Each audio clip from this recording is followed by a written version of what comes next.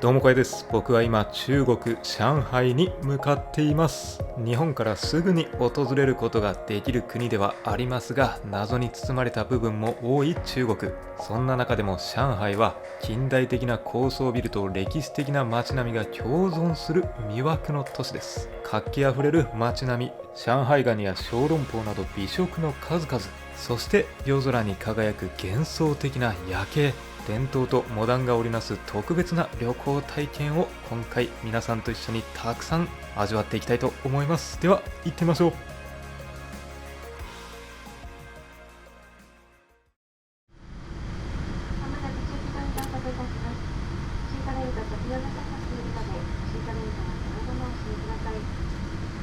はい、上海プードン国際空港到着して今入国が完了しました。入国するには今中国はトランジットビザもしくは長い日数いる場合は観光ビザが必要になってくるんで、今回僕は日本で観光ビザを取得してから入国してます。結構ウェブ上とかだとめんどくさいっていう風に書かれてることもあったんですけど、大使館のホームページ見て必要書類持っていったら個人的にはそこまで大変ではなかったなっていうのが印象ですね。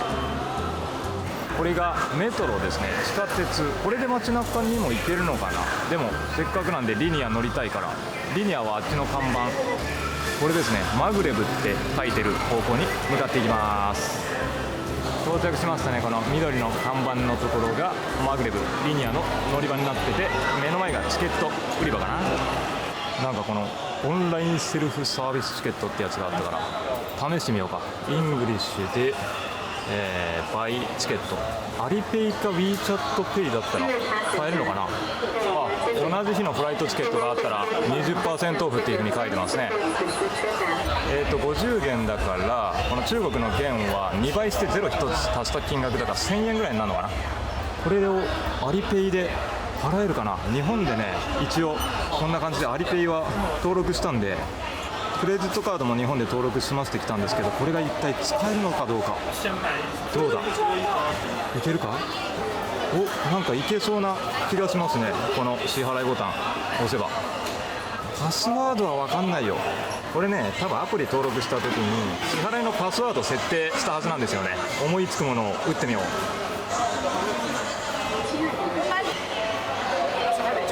いけた、いけましたね。これ支払い、すごいすごいすごい。こんな感じでチケットも出てきましたね。上海までの片道分のチケットが。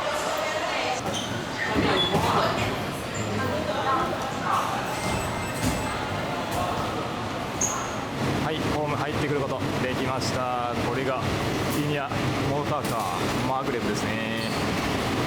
実は上海1回来たことあるんでね、これ乗るのは2回目です。出発しました。座席はこんな感じで水色で、そんなに混み合ってなくて全然快適ですね。加速がやっぱめちゃ速いわ。さすがリニア。すごい、あっという間に200キロ超えたぞ。今時速250キロで出ます。250キロの世界線。あれ、日本の東海道新幹線ってどれぐらいのスピードなんだっけ。あれも300ぐらい出んのかな。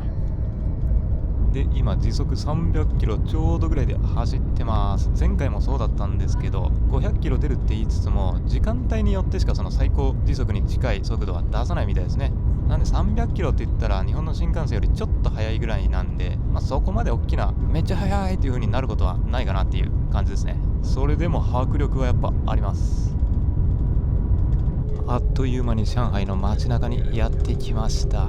車で走ったら多分1時間15分ぐらいかかる距離を10分でつなぐってやっぱすごいですね。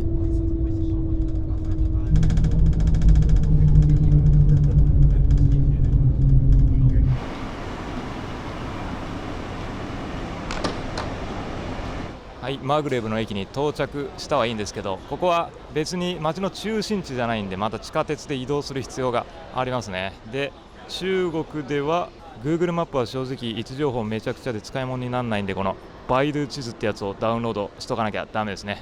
ただこれが厄介なのが全部中国語なんで、理想的なのはもう一台は Google 翻訳のカメラ機能で翻訳しながら見るっていうのが2人で旅行してたりすれば楽なんですけど、僕は今回一応スマホ2台持ってきてます。とりあえずこの公共交通ってやつを押して、検索は Google でして Google でコピーペーストで位置情報、ホテルの情報を打ち込んだ上でこんな感じで詳細出してくれますね。2号線に乗って行けるのかな。最寄り駅から徒歩4分って書いてますね。案内板自体はこんな感じで2番2号線ちゃんと書いてくれてるんで分かりやすいっちゃ分かりやすいんですよね。上海の公共交通機関は。でチケット売り場にやってきたんですけど、地下鉄はどうやって乗るんだっけ。とりあえずこのライン2を押して、今いるのがこのバイドゥ地図を頼りに照らし合わせて、ここからこの人民広場ってとこまで行くんですね。そしたら必要な額がこんな感じで提示されるんで、支払いがアリペイでまたいけるのかな。いけますね。これスキャンすればさっきみたいに払えます。アリペイあればもう安心だこれ。よし、無事改札くぐってきて2号線からホテル行きます。上海のメトロはすごい利用勝手自体はいいんですよね。時間通りに来てくれるし、こんな感じでめちゃくちゃ綺麗ですね。ゲートもちゃんと自動で開いて閉じるようになってて、でこの真上の画面には次の列車が何分後何十秒後に来るっていうところまで教えてくれるからね。日本の地下鉄よりも利用勝手がいいかもしれないです。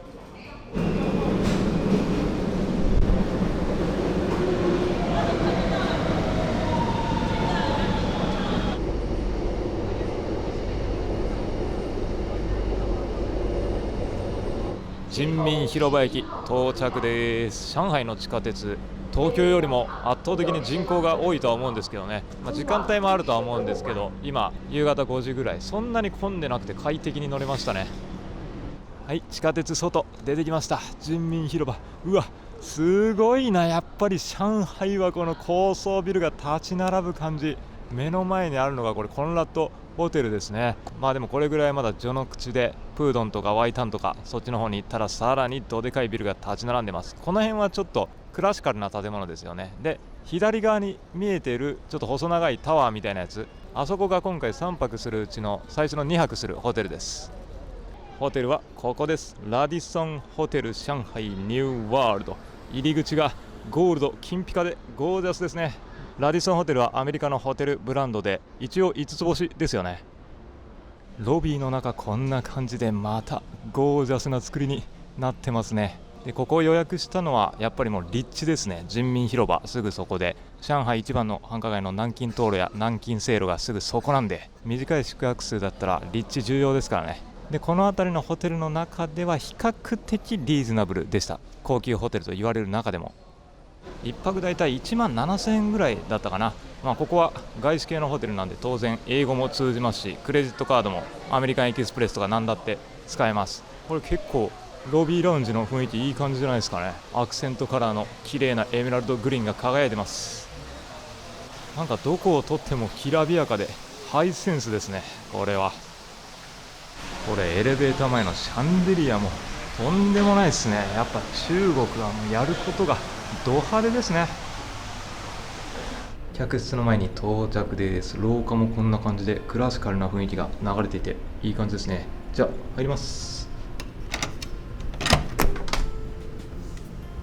今回は確かボトムの客室だったと思うんですけどね。スーペリアルームでこんな感じでツインベッドが真ん中にあって、シンプルなお部屋の作りですかね。今回一人で泊まるんで、も一人だったら十分すぎる快適すぎるお部屋ですね。これはデスクもあるんでお仕事もはかどりそうだし、景色はどんな感じだろう。普通の景色ですね。このホテルかなり高いホテルなんで、高層階に行けばもっといい景色望めるとは思うんですけど、ボトムなんでしょうがないですね。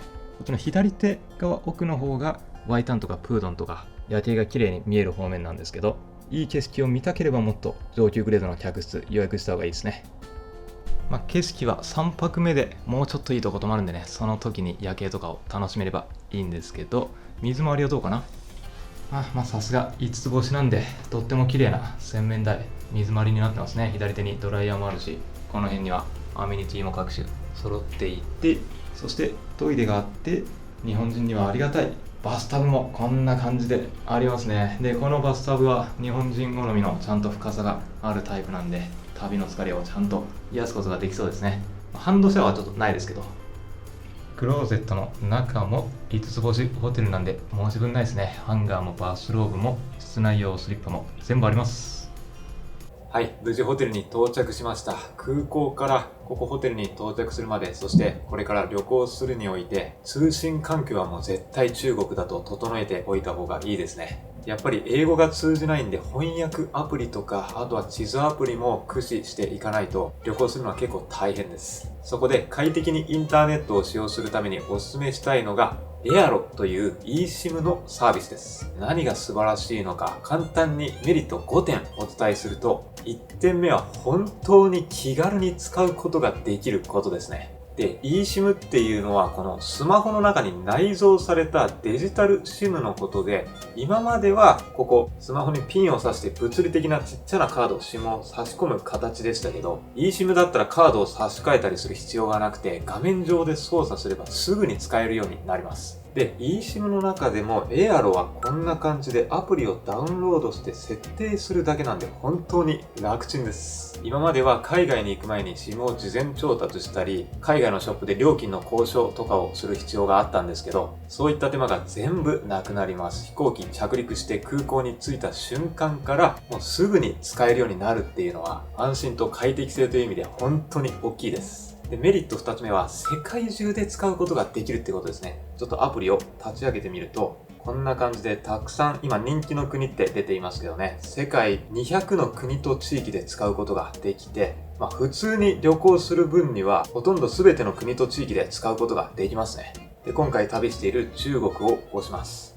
そこで3つ目のメリットとして、料金も比較的良心的な価格設定になってます。正直そんなに便利だったらちょっと割高でしょうっていうふうに思ったんですけど、そんなに高すぎることもなく、事前調達する手間であったり、現地で英語で交渉してぼったくられたりするリスクを考えると、これぐらいだったらリーズナブルなんじゃないのかなと思いますね。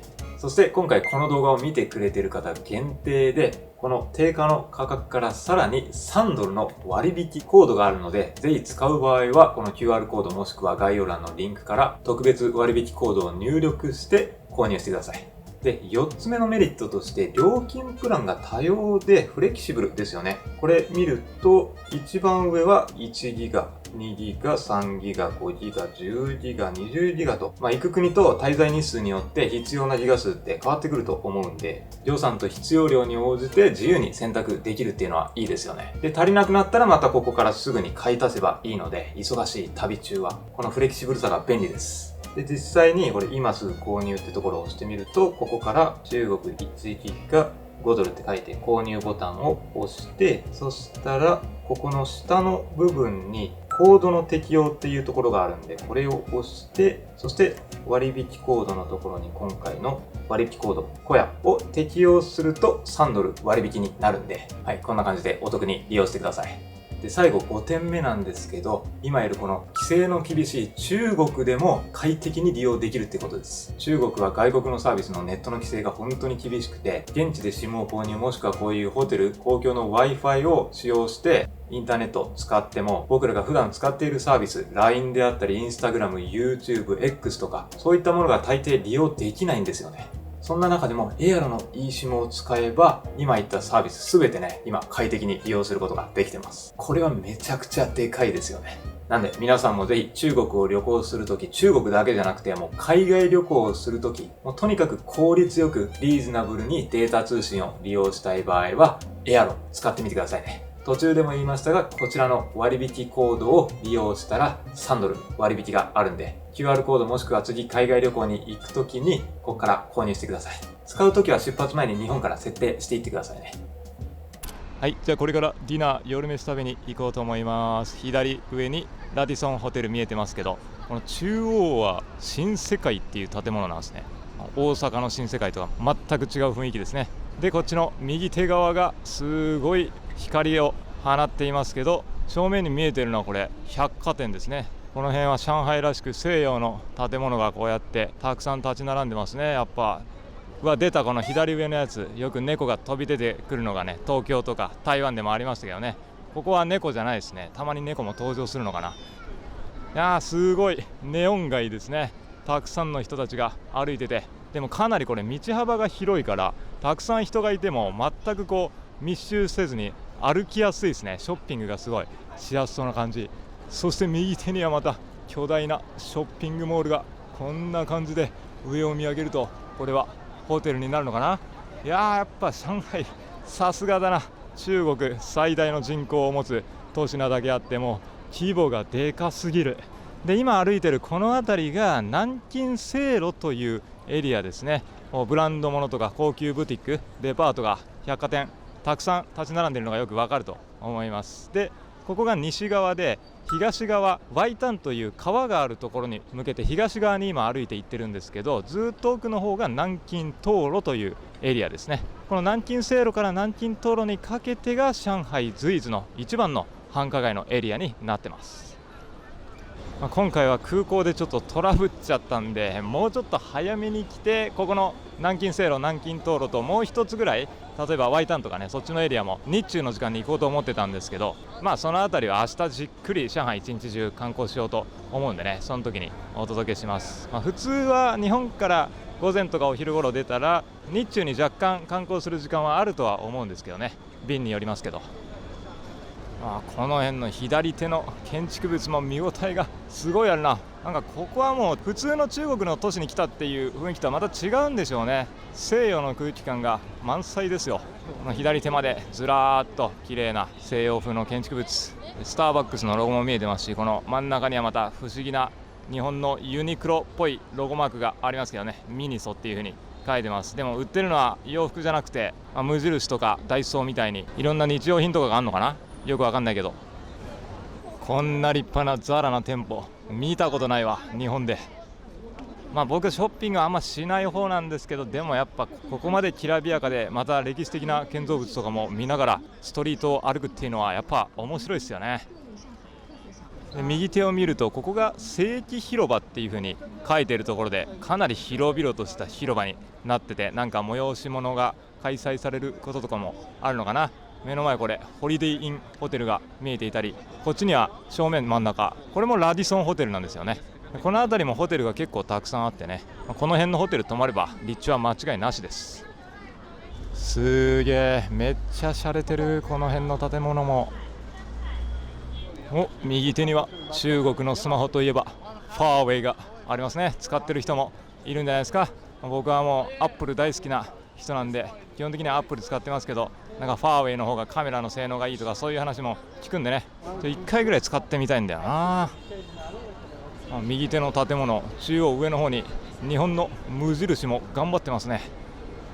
ちょっと驚くのは、普通に左手アップルストアがあるんですよね。さっきファーウェイの話しましたけど、中国は基本的に自社サービスを使ってほしいと思ってると思うんで、 Google は Facebook は Instagram は X は基本的にネットの規制で使えないんですよね。自国の IT を育てたいから。右手に韓国のサムスンも見えてますけど、スマホのライバルの企業も普通にこうやって店舗としてはあるんですね。しかもアップルは普通に大盛況っていうね。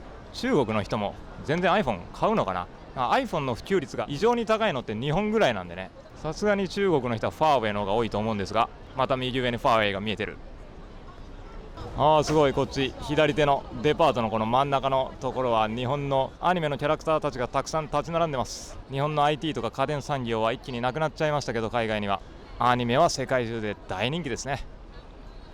左手にはなんと日本の大丸百貨店があるじゃないですか。すごい、めっちゃ立派な建物。これもでもこれ2階とか3階とか電気ついてないから、こんな立派な建物フロアとしては利用してないってことなのかなこれで。この大丸百貨店の真正面にマリオット系列の5つ星エディションホテルがあります。今回3泊目エディションも候補に上がったんですけどね、ちょっと街中すぎてなんかパッと引きつけるものないなと思ったんで、違うホテルを選んでます。そして夜ご飯やってきたのは、さっきのエディションホテルの裏側の小さな路地にあるこのお店ですね。日本でも結構有名なお店ですよね。前回来た時食べれなかったんでカニ料理いただきます。予約なしで入れるかなと心配だったんですけど、こんな感じで運よく個室が空いてたんで、ここでいただきます。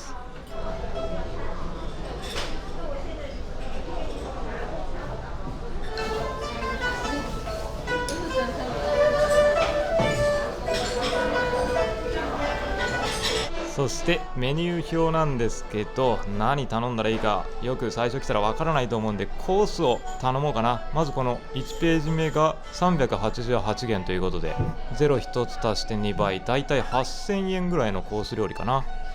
そしてこれがまだコース料理高いやつがありますね。左手と右手688元、これもいいな。1万3000円4000円ぐらい。右手はかなり高額だけど、なかなか来れないところだからちょっといいの頼もうかな。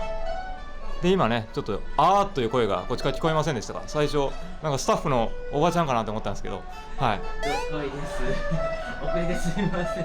どうしましたんですか。はい、まあちょっとね、GPS がうまく機能しなかったみたいなんで、はい、中国これがめんどくさいですけどね。はい、じゃあ食べましょうか。食べましょう。でドリンクは、お茶ですよね。中国といったら左手にたくさん中国のお茶が並んでて、スタッフさんもこれがおすすめっていう風に言ってたんで、一番上ですね。これ頼んでみましょうか。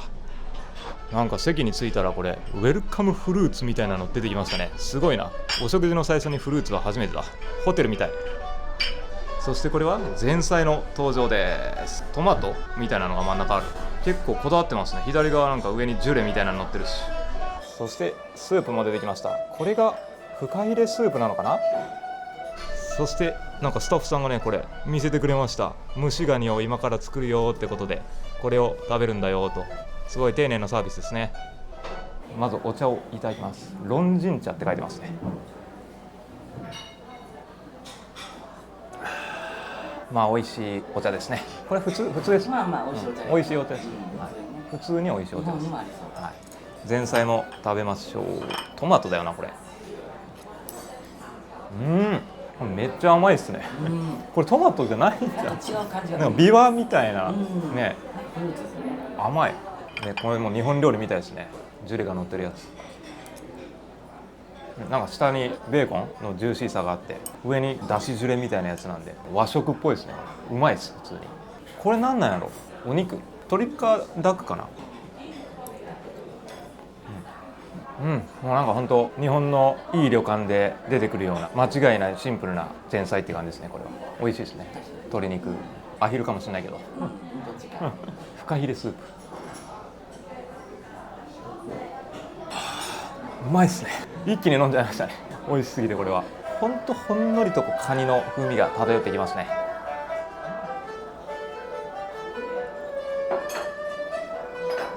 すごいですね。こんな感じで火をずっと通してくれてるから、常にあったかい状態でいただきます。さあいただきますよ。いやでもね、僕そんなに日本でさっき言ったように高級中華行かないんで、海外来た時しかフカヒレのスープって食べた記憶ないかもしれないです。楽しみ。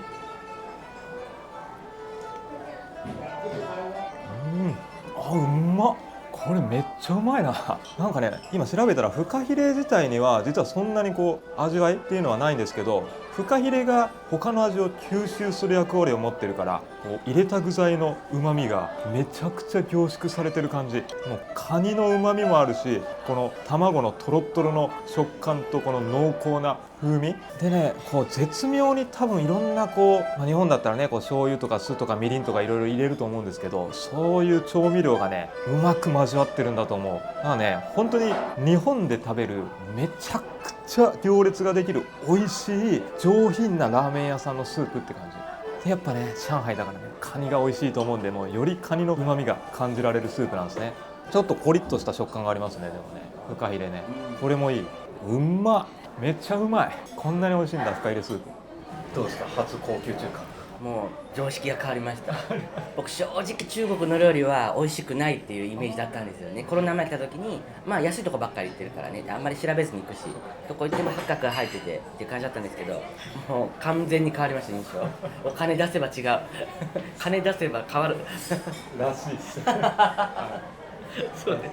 僕も台湾で八角苦手なんで、あんまりルーローハンとか食べれないんで。でもね、1万円ちょっとだから、これから出てくる料理次第ですけど、やっぱちょっと奮発して出す価値ありそうですね。価値ある価値。一回はね、これ、食べたことない味でした。これ美味しいわ。ミーチーリン。なんですか。2は多分味が分かんない。ちょっと何かわからないですけど、美味しそうです。ミーチーリン。丼お米料理ですね。美味しそう。わあ、これ近づいてみたらカニの風味がすごい、めっちゃする。うまそう。よし、この醤油をかけてから、おちょほいね。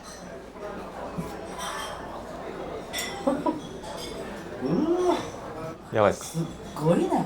カニカニカニカニカニ。カニしか言えない。何これ。中国めっちゃ美味しいじゃん、ご飯。この名前の自分殴りたい。美味しすぎる。めっちゃ興奮してます。やばい。よし。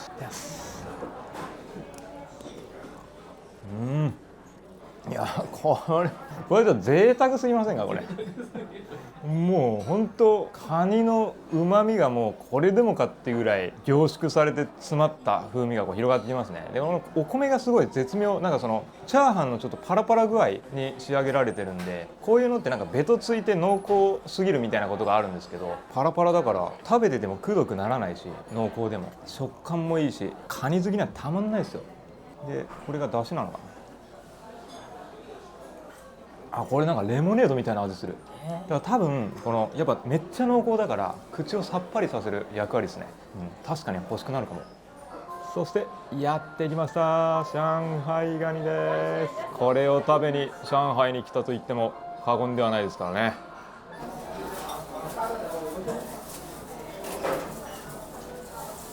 スタッフさんがめっちゃ綺麗にこれ食べやすいように切ってくれましたね。カニの足とこれがカニ味噌煮、こっちがカニの身ですかね、たっぷりで、もう一品もこれ来ましたね。これが辛いカニ味噌入り川エビの煮込みって書いてます。よし、じゃあこの白エビいきましょうか。あ、カニの身がこれ周りにいっぱいありますね。うまっ。これもうまいな。周りのソースはちょっと麻婆豆腐のようなこうピリ辛の風味ですね。だけど麻婆豆腐よりもすごいやっぱ上品ですわ。これはカニの風味が出てるんで。でカニとエビってなんかお互い強調し合いそうなんだけど、そんなこともなくて、やっぱこの白エビが淡白な味わいだから、こうプリッとした食感とともにこの白エビとカニがねうまく混じり合っててうまいね。これも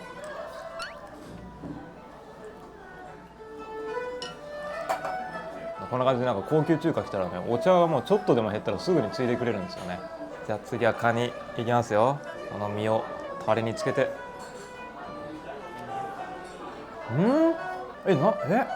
何この味。なんか予想してたのと違うんだけど、違いますよね。なんかちょっとマスタードっぽい濃厚さも兼ね備えてる酸味がしっかりしたタレっていう感じがする。多分マスタードっぽいっていうのはこの身に味噌がついてるから、それでこう濃厚な風味がこのタレとうまく交わって、そういう風味がちょっとしたのかもしれない。酸味の向こうに広がるワンダーランド。そう、酸味の先に広がるワンダーランド。いいっすね。カニ味噌もいっちゃいましょうか。うまっ。めっちゃ甘いな。甘い。このカニ味噌、いやー、ここまで濃厚な甘みがあるんですね、上海ガニ。はい、そしてこれがカニの足のアスパラ炒めって書いてます。カニとアスパラなんてあんま組み合わせたことないですね。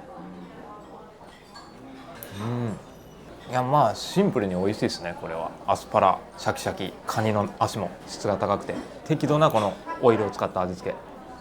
そして次に出てきたのがこれが野菜炒めですね。また生演奏が始まりましたね。うまい。シンプルに青菜炒めみたいな感じですね。これも安いところだったら全部食べれないですね。飽きちゃうというか。安いところで食べるとこういうさっきのアスパラとかね、こういうのが雑な味で出てくると、こういうとこだとない、それが。おお、湯気がすごい。小籠包が出てきましたね。いただきます。めっちゃうまそうだなこれ。箸で取った瞬間からふわふわな感じ。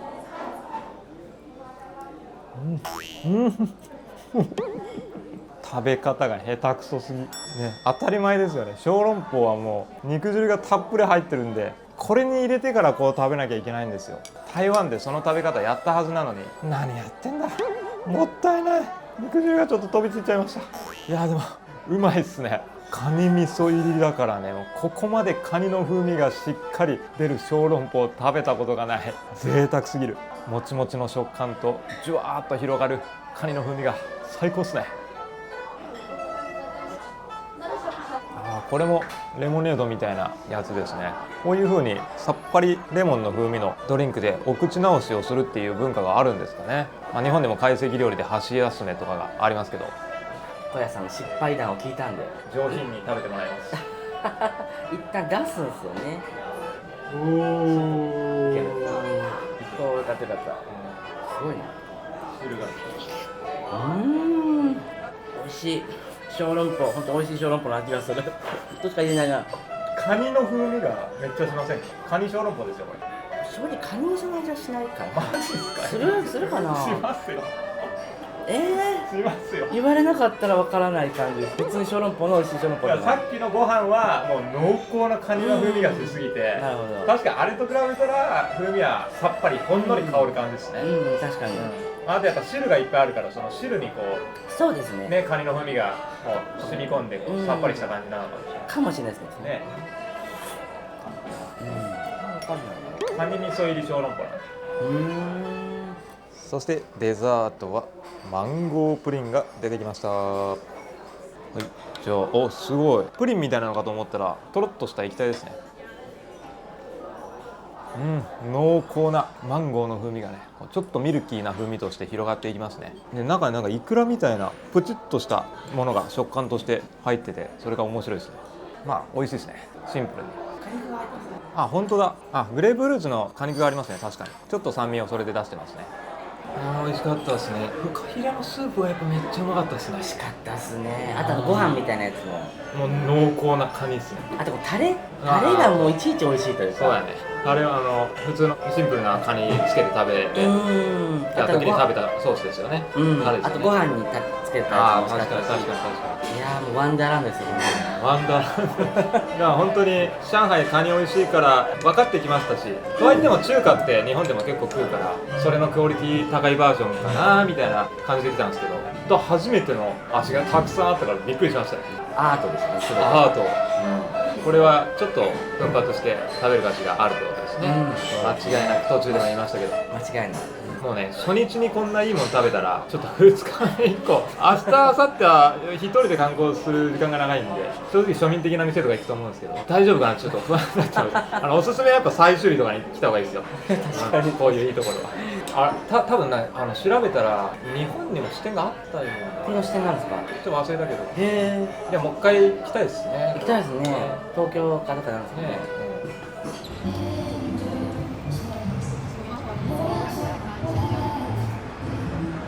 いやー、上海ガニディナーめっちゃ美味しかったですね。大満足で、ちょっと川側の方に歩いてくると、ここがワイタンバンドというまた上海の中でも有名なエリアですね。西洋風の建築物がたくさん立ち並ぶエリアで、ここはなんか中央のアーケードのような通りでまた華々しい雰囲気。なんかあれはポロのセールやってるのがめっちゃ盛り上がってますね。今もうすぐ10時だけど全然たくさん人がいて賑わってますね。この時間帯でも。僕が住んでる福岡だとさすがに10時だったらね、もう店とか閉まっちゃってるんで結構人は少ないんですけど、さすが上海ですね。今川の方に歩いて行ってるんですけど、雰囲気これすごくないですか。左右のこの味のある西洋風の建築物も綺麗にライトアップされていて、そのちょうどど真ん中に上海の成長を象徴する東方明治塔が見えてますね。テレビ塔、上海といえばこのタワーを思い浮かべる人が一番多いんじゃないですかね。代表的な景色が目の前にあります。いやこの雰囲気はなんかやっぱ唯一無二ですよね。ちょっとタイムスリップしたかのような、手前側歴史的な建造物で、奥にはもう近代的なビルがこの塔以外にもたくさん連なってますからね。せっかくなんでちょっと行ってみます、向こう側まで。でこの目の前のホテルでたくさん写真を撮ってる人がいるんですけど、この建物は結構有名みたいですね。旧茶水ホテル和平飯店って書いてますよね。飯店ってのはホテルのことです、中国語で。これがアールデコ様式のホテルで、ここワイタンの中でも、みんながこうやって集まってる通り人気の見どころの一つになってます。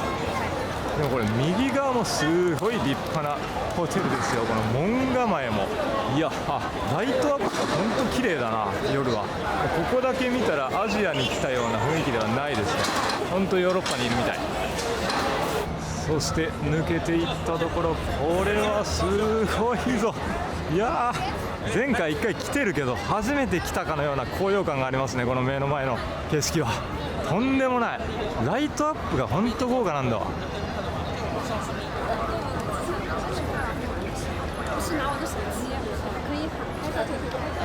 目の前がさっき説明したホテルですね。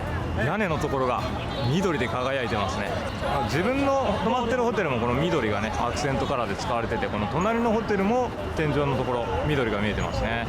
日本だとこうお城とかに緑色を使う文化があるんですけど、この辺りの建物もなんか意味があるのかな。いやでもこれ映像で見ても伝わるかな。めっちゃ綺麗じゃない。左手にはなんかビッグベンのような時計台の建物があります。この景色本当圧巻すぎるわ。この辺りにこうやって歴史的な建物が立ち並んでいる。歴史の話はもう明日にします。今日は素晴らしいこの夜景をじっくり見ましょう。これです。素晴らしい絶景、夜景ですね。この上海の成長を象徴するタワーがたくさん立ち並んでいて、一番左手にオレンジに輝いているのが有名なテレビ塔、東方明珠塔ですね。で、一番右手の背の高いやつ、あれが上海タワーですね。あのタワーがこの中では一番高いタワーになってます。で、その左手にある水色のライトアップされてるやつが上海フィナンシャルセンターだったかな。で、その手前側に立ってる高いやつがジンマオタワーというタワーになってます。その4つのタワーがこの中で、高さトップ4というところで有名ですよね。明日とかどっかのタイミングでタワーどれか登ろうと思ってるんですけどね、どれにしようかなと悩みます。目の前クルーズ船が走ってますけど、ナイトクルーズのツアーとかに参加してゆっくり夜景を楽しむのも良さそうですね。世界中いろんな都市の夜景を見てきましたけど、やっぱりここの上海のこの目の前の夜景はトップクラスに綺麗ですね。で、今いる場所がバンドワイタンというエリアで、奥がプードンというエリアですね。向こう側がもう近年立ち並んだビルばっかりで新しいエリアになってます。今こっち側に I love 上海っていうね、あそこどでかい文字が書かれてますね。こっちの右手のワイタンのエリアのライトアップ、夜景から正面がプードンで、ここも素晴らしいですし、左手側までこんな感じで綺麗にライトアップが続いてるんですよね。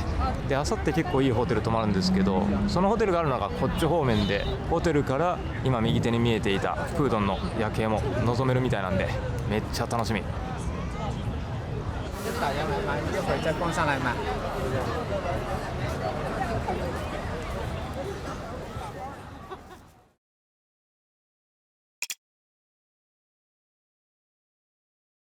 はい、翌朝です。ホテルのロビーなんですけど、ロビーの一つ上の階が朝食会場になって、こんな感じで右手にテーブルとか奥のビュッフェ見えてますけど、左手にライブキッチンがあったり、結構ラインナップは充実してますね。右手にはコールドミール、こっちの左手奥にホットミールもあります。で、朝食はこんな感じで取ってきました。卵料理に、これが上海っぽい麺料理、ワンタンとかも入ってますね。で、旅中の健康を考えてたくさんヘルシーなサラダやフルーツ、ヨーグルト取ってきました。で、奥にはクロワッサンですね。朝ごはんはこれぐらいで十分かな。はい、朝ごはん食べて、これから昨日夜行ったバンドワイタンのお昼の景色を見に行こうと思うんですけど、タクシーを使いましょう。徒歩だと30分ぐらいかかっちゃうんでね、ディディタクシー、リリーという中国の配車アプリを使って、ここから13元、300円400円ぐらいかな。やっぱ安いですね、中国はタクシーが。そしてここでもやっぱり支払いはクレジットカードとかこの欄にはないですね。アリペイ使えるんで助かります。うまく呼べましたね。ただディディはこれアプリ、日本のディディアプリじゃなくて中国のディディアプリじゃないともちろん中国では使えないので、それを日本でダウンロードして登録してから来た方がいいです。電話番号認証とかもあるんで。無事ホテル前に来てくれました。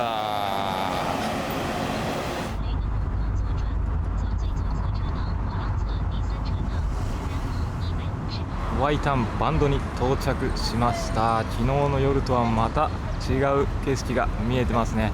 やっぱりもうこの景色見るとここは中国とは思えないヨーロッパですね、完全に。で、昨日の夜もひときわ存在感を放っていたこの真ん中の建物ですね、ドーム型の天井が目を引きますけど、これが上海プードン発展銀行という旧香港上海銀行で、この重厚な建築物はスエズ運河からベーリング海の間で最も洗練された建造物と称されたようです。これは多分中に入ることができて、中のドーム型の天井のモザイク画がとっても綺麗みたいですね。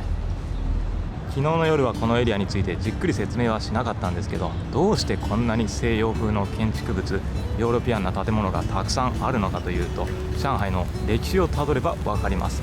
上海の歴史は意外と浅くてですね、約200年前1840年代のアヘン戦争の後からこのように発展していったんですね。戦争の後に南京条約が結ばれて、上海が外国の貿易港として開かれ、多くのヨーロッパ諸国が租界を設立しました。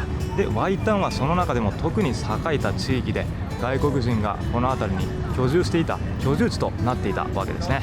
各国の銀行や商社、保険会社がこの左手にずらっと連なっていたわけです。外資を誘致して経済発展を促すっていうのはよくある形ではありますけどね、香港とかシンガポールと同じように上海もそれらの国地域よりも歴史的には早く発展していったということです。そしてバロック様式、ルネサンス様式、ゴシック様式、アールデコ様式とさまざまな建築様式の建物が立ち並ぶという世界の中でも珍しい光景が左手広がっているわけです。で、お昼はこんな感じで結構人通りが落ち着いてますね。昨日の夜見せた感じだとね、めちゃくちゃたくさん夜はやっぱ夜景が綺麗なんで観光客がいましたけど、今日は日中暑いということもあってか、本当に人が少なくてゆっくりと落ち着いて散歩を楽しむことができますね。で、上海の治安はかなりいいですね。監視社会っていうこともあって、防犯カメラであったり警察官も街中にたくさんいるんで、よっぽどのことがない限り犯罪を犯す人っていうのはいないんじゃないですかね。自分が変なことをしない限りその点では安心です。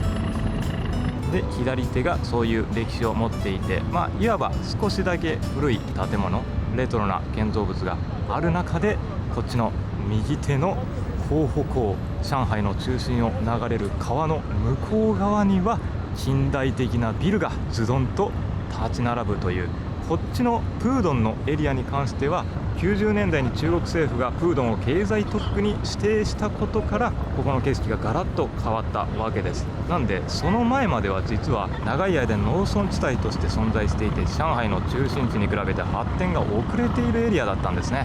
なんで2、30年前の景色と今の景色を見比べたらすごいことになっていると思います。もう今や上海を象徴する景色ですからね、これが。ご存知かと思いますが、上海は中国の中でも最大規模の人口を誇っていて、総人口は約2400万人、東京が1400万人なんで、東京よりもさらに1000万人もの人がいるというね。でもその割には東京よりも地下鉄とか街中は混んでないイメージはあるんですけど、ただこうやって外国の誘致から成長していった都市なんで、比較的観光客にとっても外国人の比率とかが高いと思うんで、観光しやすい都市であることは間違いないと思いますね。ちなみに昨日説明したタワーの情報に補足説明をしておくと、この東方明珠塔、テレビ塔は東京スカイツリーができるまでは世界最高の高さを誇るテレビ塔だったみたいですね。で、一番右手の高くそびえ立っているやつ、上海タワーですけど、世界の中でもトップクラスの高さです。世界一高い建物はドバイにあるブルジュハリファなんですけど、それに次ぐ高さをこれ誇ってるんですね。でも最近マレーシアクアラルンプールにムルデカ118ってやつができたけど、あれも結構高かったですよね。どっちが高いんだろう。いやでも上海も日本と同じくやっぱり夏の時期は暑いですね。当たり前ですけど、とっても近い位置にあるんで、僕が住んでる福岡市からだったら東京行くより上海行く方が近いですからね。なんで日本と同じような気候っていう風に考えていいと思います。日本人の割合なんですけど、やっぱ歩いていてもなかなか日本語は聞こえてこないですね。ほんとたまに聞こえてくるぐらい。ただ欧米人はそれなりにちょくちょくいて、で上海は中国の他の都市からも観光客がたくさん訪れる場所だと思うんで、中国語がやっぱり一番多く聞こえてきますね。で、僕が泊まってるホテルがアメリカ系列のホテルなんで、ホテルの中は逆に中国人よりも欧米人とか、東アジア以外の国の人たちがたくさんいるっていう感じですね。いや暑いわ、汗がもうめっちゃ吹き出てる。はい、ではこのバンドワイタンのエリアをちょっと離れて、これからもう一つの上海を代表する観光スポットである豫園に向かいたいと思います。ここのエリアから徒歩でだいたい20分ぐらいで行けるみたいなんで、そのまま歩いて行きましょう。ワイタンからちょっと内側に入ると一気に生活感あふれるエリアにこんな感じでなりますね。この辺りの建物もちょっと西洋風なんだけどアジアの雑多な雰囲気が出ているっていうね、面白い光景が広がってます。はい、到着です。目の前が豫園への入り口となる門ですかね。後ろに豫園駅があって駅降りてすぐですね。中入ってくるともうこの辺は歩行者天国になってるんですよね。で、歴史を感じる建造物、ここの下に飲食店とかちょっとしたこうショッピングモールにこの辺はなってて、観光客もさっきのワイタンバンドのエリアよりもこっちの方が人の数は多いような感じがしますね、昼間は。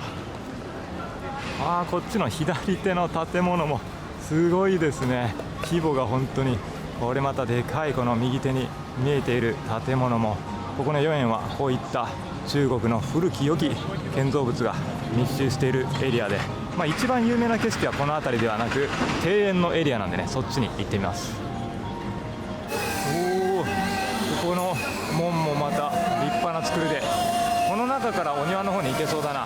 で、この中国の歴史的な建造物の隣には西洋風の建築物があるっていうね、これまた上海らしい光景です。ここ中入ってくるとこんな感じで、左右に飲食店であったりお土産ショップもまた屋台も出ててね、かなり観光スポットとしてやっぱ賑わいを見せてますね。ここはこの辺はちょっとした中庭のような広いスペースになってて、この真ん中に見えている建物は金箔の面積が広大に広がっていて立派ですね。で、この右手の金ピカの建物の正面にあるお店なんですけど、このチャギーっていう風に書いてるところですね。ここが最近中国では大人気のお茶ドリンクを飲めるお店らしいんでね、ちょっと行ってみようかと思います。メニューはこんな感じですが、ちょっとよくわかんないんで左上の、一番最初に書いてるやつを頼んでみようかな。ジャスミンミルクティーって書いてますね。レジのところなんですけど QR コードがこっちにあるんですけど、読み取ってもうまく認識してくれなかったんで、普通にここで払いました。アリペイで。結構人気のお店だから注文が殺到していて、こんな感じで順番待ちで、あそこの番号今作ってますよって書いてくれてますね。5分から10分ぐらい待って出てきました。やっぱ人気ですね。で、左手が注文するところで、この正面の階段登っていったら涼しいところで飲めるみたいです。こんな感じで奥の方まで、真夏は歩いてたら暑いんで、こういう涼めるスペースがあるのはありがたいですね。と思ったら上の席全然空いてなかったんで、ここの豫園の一番有名な景色を眺めながらいただこうかな、紅茶を。この右手側に今見えているのが豫園の有名なガイドブックとかでもよく出てくる象徴的な建物ですね。これが古神亭という上海で一番古いお茶館なんですよね。今の時期はなんかここのお茶館が改修工事中で空いてないですね。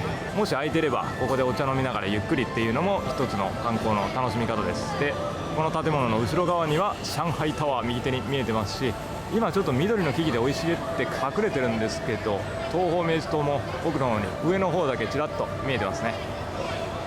前回来なかった昼に今回は来てみたんですけど、やっぱり実際に来てみると夜に来た方が見応えがあるなっていう風に正直思いますね。ライトアップされた、まずは王道のとこをちょっと巡っていこうっていう風な感じで今回回ってるんですけど、おすすめは夜にこの豫園を見ることですね。ワイタンは夜景も昼も見応えがありますけど、ここはやっぱ夜がいいかな。で、ちなみにここに有名な小籠包のお店がありますね。上海の小籠包といったらこの南昌満東店ですね。今お昼時なんで多分結構人並んでるとは思うんですけどね。日本にも支店があるんで日本でいただくこともできますけど、発祥はここ上海ということで本場でいただくのもありですね。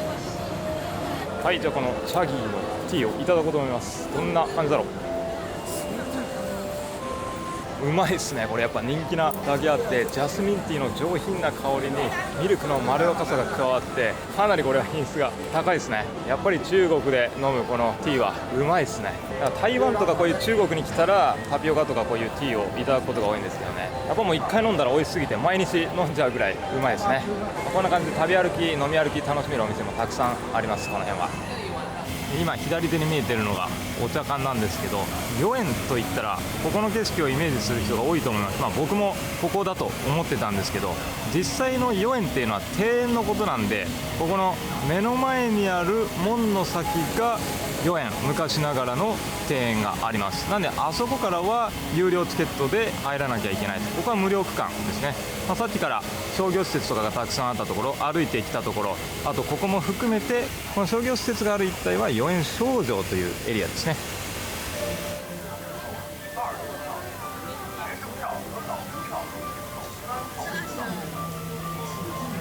チケットは40元、だいたい日本円で800円ぐらいかな。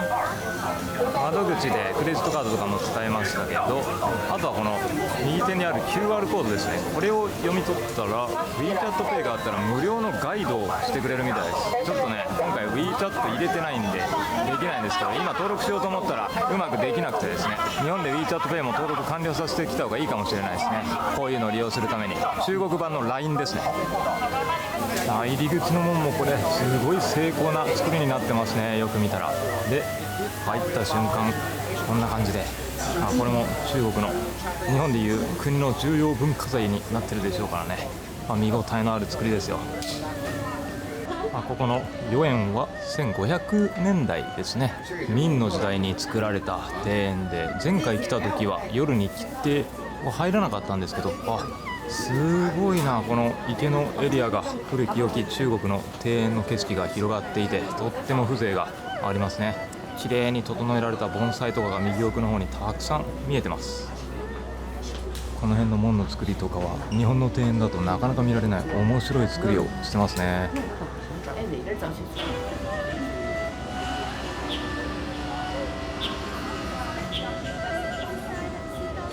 でお昼ご飯南昌満東店食べようと思ったんですけど、やっぱり結構こんな感じで街があるんですよね。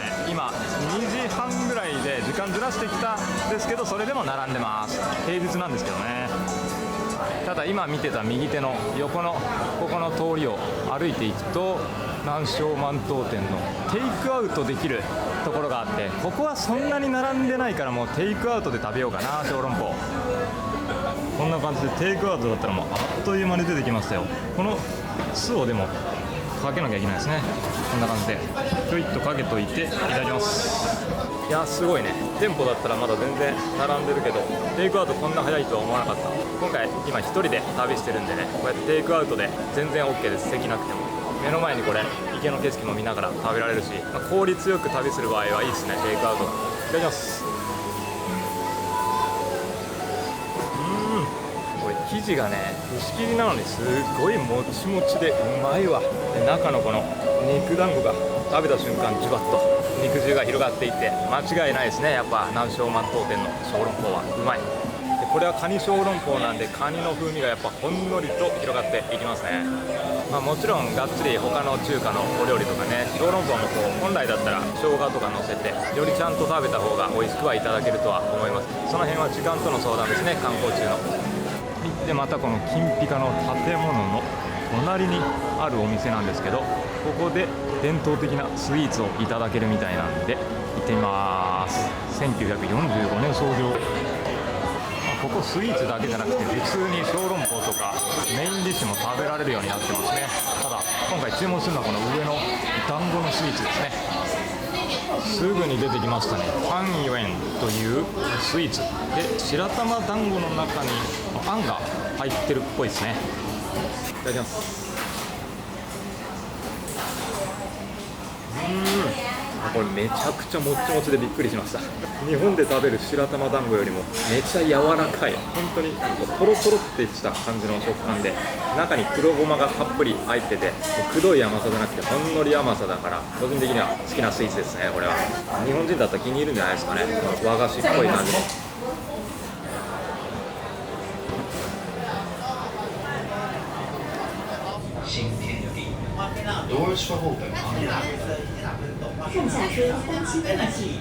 はい、そして次にやってきたのは新天地というエリアですね。この緑の木々に囲まれた道路がとってもいい雰囲気ですね。で、これ今目の前に見えてるのは南昌万東店ですね。ここにも店舗がありました。さっきのは中国の古き良き建物だけど、こっちはまた西洋風の建物で全然雰囲気が違う。で、歩いてたらここはハンドメイドのお茶屋さんですかね。このテラスのところでたくさん人がいるんで、間違いなくここは人気店なんでしょうね。お茶が欲しければハンドメイド、読み方わかんないですけどね。で、ここの新天地というエリアはもともと旧フランス租界にあった古いこの石造りの建築群をリノベーションして誕生したエリアですね。19世紀末から20世紀初頭にかけて上海で建てられた伝統的な今見えているレンガ造りの建物、これらが東洋と西洋の建築スタイルを融合させたもので、過去の文化遺産を残しつつ現代的な施設を導入して、こうやって一大観光スポットにもなっているということですね。この建物の前にめっちゃ人が集まってて、警察もたくさんいて、記念写真撮ってる人もたくさんいるんだけど、何の建物かちょっとよくわからん。中国共産党第一次全国代表大会会社みたいなこと書いてますね。いやでも本当この街路樹がとってもいい雰囲気を醸し出してますよ。今真夏なんで太陽の日差しを遮ってくれて涼しく、こうやって散歩を楽しむこともできます。結構広範囲に広がってて、高級ブランド店であったり、あとは個性的なブティック、ライフスタイルに関連する店舗が数多く存在してます。この辺はテラスのお店とかもあって、シェイクシャックハンバーガーの有名な世界的なチェーン店ですね。ここもやっぱ中国というよりは中世ヨーロッパの雰囲気が流れてます。でもこうやって歩いてみると、上海のこの観光スポットっていうのは本当に綺麗ですね。世界中の中でも日本はもちろんトップクラスに綺麗な国なんですけど、正直日本と引けを取らない。道路とか見てもね、常にこう掃除してる感じがあるので、もう本当に東京と同じぐらい、むしろ最近は中国の方が経済発展、そして IT の技術も進歩してると思うんで、それ以上のハイセンスな部分も垣間見えますよね。この上海の街を歩いていると。本当にハイセンスなお店がたくさん連なってるんですけど、この左手にはザ・ペニンシュラって書いてますよね。これ香港のペニンシュラホテルに関係するブティック&カフェなんですかね。こういうちょっとした裏路地も本当に味があってね、ここもフォトスポットを探せばいくらでも出てきそうです。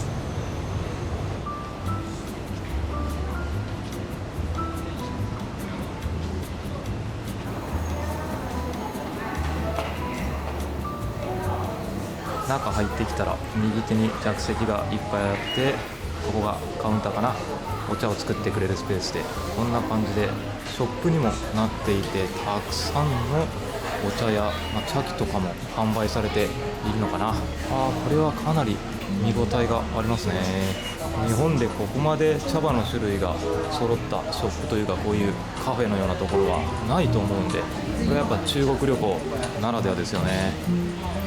この辺の茶器とかすごい見応えのある、カラフルに輝いた鈴か何かの素材で作られたカップかな。これはこんなにたくさん茶葉の種類がありますね。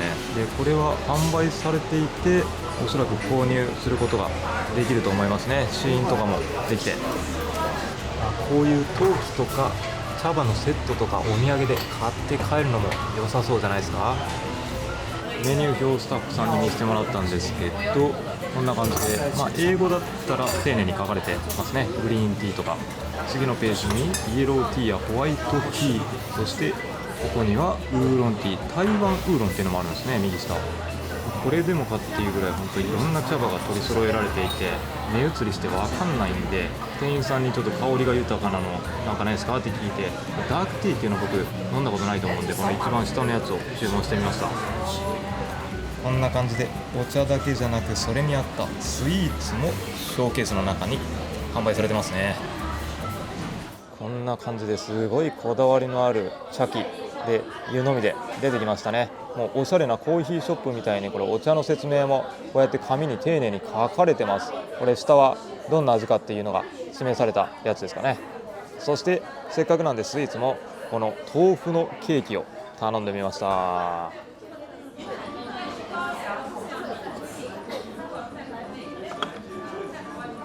よし、じゃあいただきます。比較的ダークティーはこう甘みがしっかり出た風味なんですね。で若干こう発酵したような香り、独特な風味を発してるんですね、やっぱ黒茶っていうのは。でもウーロンティーとかそういう日本でも一般的に飲んでるもの飲んでもあんま驚きがないんでね、せっかく中国に来たら飲んだことがないこういうの飲むのも面白いですね。風味が独特だわこれ。独特って言ったらあんまり美味しくないんじゃないかっていうふうに思うかもしれないですけど、普通に美味しいですね。風味が豊かで。でこの豆腐ケーキを食べてみます。食感が本当に豆腐だ。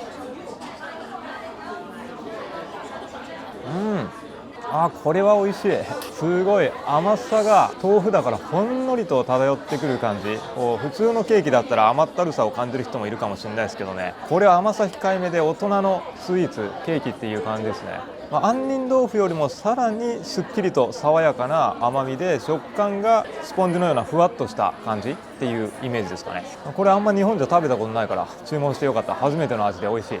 いや面白いですね。中国は、中国茶っていうのは伝統的だから馴染みはあるけど新鮮味がないっていうところでね、若者のお茶離れがこういうお店では進んでいたらしいんですけど、ちょっとおしゃれなコーヒーショップと同じようなコンセプトというか雰囲気で、結構今中国の中でも大都市で他にも店舗があって人気があるみたいですね。このお茶体験も日本じゃ体験できないからね、ぜひ中国に来たら皆さんも。あれだけ茶葉の種類があるんで何回来ても飽きなさそうですね。はい、そして次にやってきたのはもう一つ上海の中では有名な観光スポットである電子坊というエリアですね。後ろが駅です。でタクシーで新天地から電子坊までやってきたんですけど、今日最初初日ホテル出てタクシー乗った時もそのタクシーはなんか冷房がついてなくてですね、だから真っ昼間なのに暑い中タクシー走らせてました。で今乗ったタクシーに関してはもう車内がめっちゃタバコ臭くて、僕タバコの匂い嫌いなんでちょっともう早く出たいなって思いながら乗ってました。こんな感じで中国はなかなか思い通りにいかないことも多々ありますね。中国に限らず海外旅行はそんなもんです。思わぬことがたくさん起きますけど、でも思い通りにいかないハプニングを楽しむのも海外旅行の醍醐味の一つですからね。ちなみにこの電子坊というエリアも駅降りたらこうやって街路樹が立ち並んでいて緑いっぱいでいい感じの雰囲気ですね。お店もこんな感じで連なっていますけど、この正面もまたこれおしゃれなお茶カフェですね。そして観光スポットである電子坊、ここに看板がありますけどね、この左手の狭い街路樹に入ったところです。中入っていくとこんな感じで狭い裏路地の中に所狭しとお店が連なってるんですよね。でここはもともとは工場とか住宅が立ち並ぶ上海の古いエリアだったんですけど、そこが1920年代頃から30年代にかけてさっきの新天地と同じように石造りの建物がたくさん建てられていたんですね。で中国の住宅様式と西洋の建築を融合させた特徴的なデザインの建物が多くて、当時は上海の中産階級に好まれていた場所ということで、そんなに豪勢な大きな建物とかがね、さっきの新天地とかに比べたらないじゃないですよね。でそこを2000年代初頭からアーティストやデザイナーがこのエリアにスタジオやギャラリーを開設し始めたことで、アートとクリエイティブな活動の中心地として発展して観光地化が進んでいったそうです。今日平日ですけど適度に人がいて賑わってすごい落ち着いた感じで歩けてますね。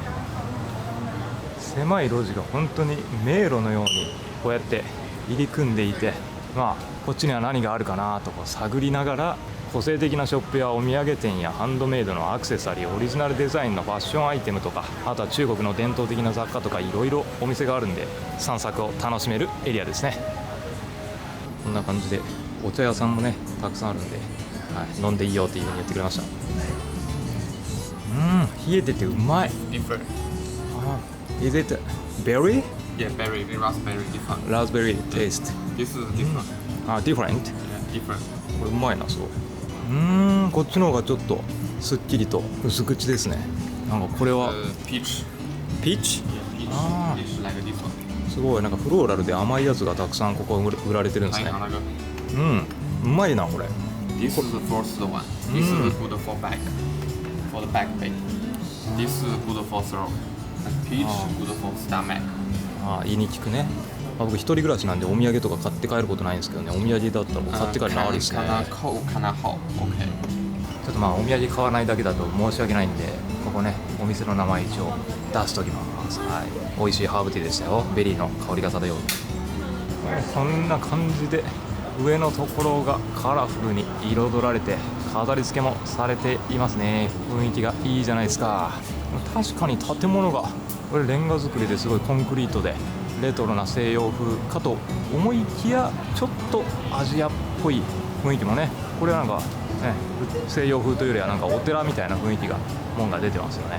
ほんと西洋が融合したまた不思議な雰囲気、ある意味上海っぽいですね。ここもまあやっぱり上海は大都会なんでこんな感じでちょっと雰囲気が違って、それぞれの土地土地の歴史を感じながらいろんなショッピングやグルメを楽しむ、たくさん楽しむっていうのがねできます。日本から近いんで正直地方に住んでる人がひょいと東京に買い物とか楽しみに行くみたいな感覚でね、気軽に訪れていいと思うんですよね。ちょっとビザ取るのがめんどくさいですけど、一回取ってみたらまあ意外といけるじゃんみたいな感じでわかると思うんで、台湾やソウルその辺に行く感覚と同じでいけると思いますよ。でもう一回駅前に戻ってきて、確かこの駅の地下のところに飲食店がたくさんある場所があった気がするんですけどね、左手のデパートの下かな。さっきのスタバの建物の地下2階に降りてきたらやっぱりフードコートがありましたね。めっちゃたくさん連なってます。こんな感じでお店が、ここが地下鉄の駅のホームにつながる階でもあるんで、地下鉄降りた後とか地下鉄乗る前に楽しむことができるエリアですね。あ、お昼飲んだチャギーがここにもありましたね。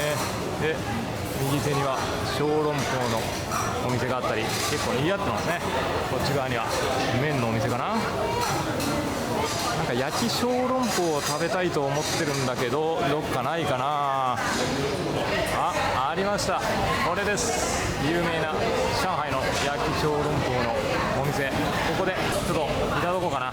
ちなみにこっち右手には日本のすき家もありますけど、ここの上海のすき家のメニューはどんな感じになってるのか。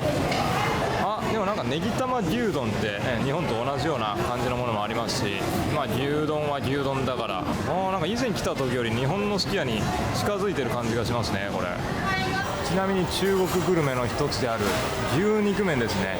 牛肉麺のこれ有名なお店みたいですね。馬なんちゃらなんちゃらって感じで書いてるやつ。今日の夜牛麺も食べようとは思ってるんだけど、とりあえず焼き小籠包食べて牛麺はまた別の店で食べようと思ってるんですけどね。ここも有名です。なんか期間限定のカニのやつもあるけど、この一番一般的な13元のやつを頼みます。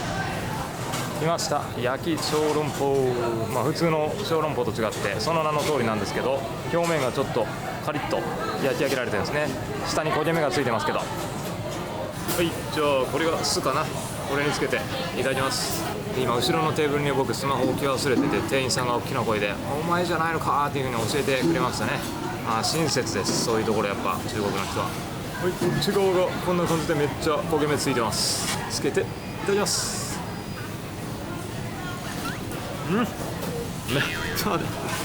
めっちゃこれ汁出るやん。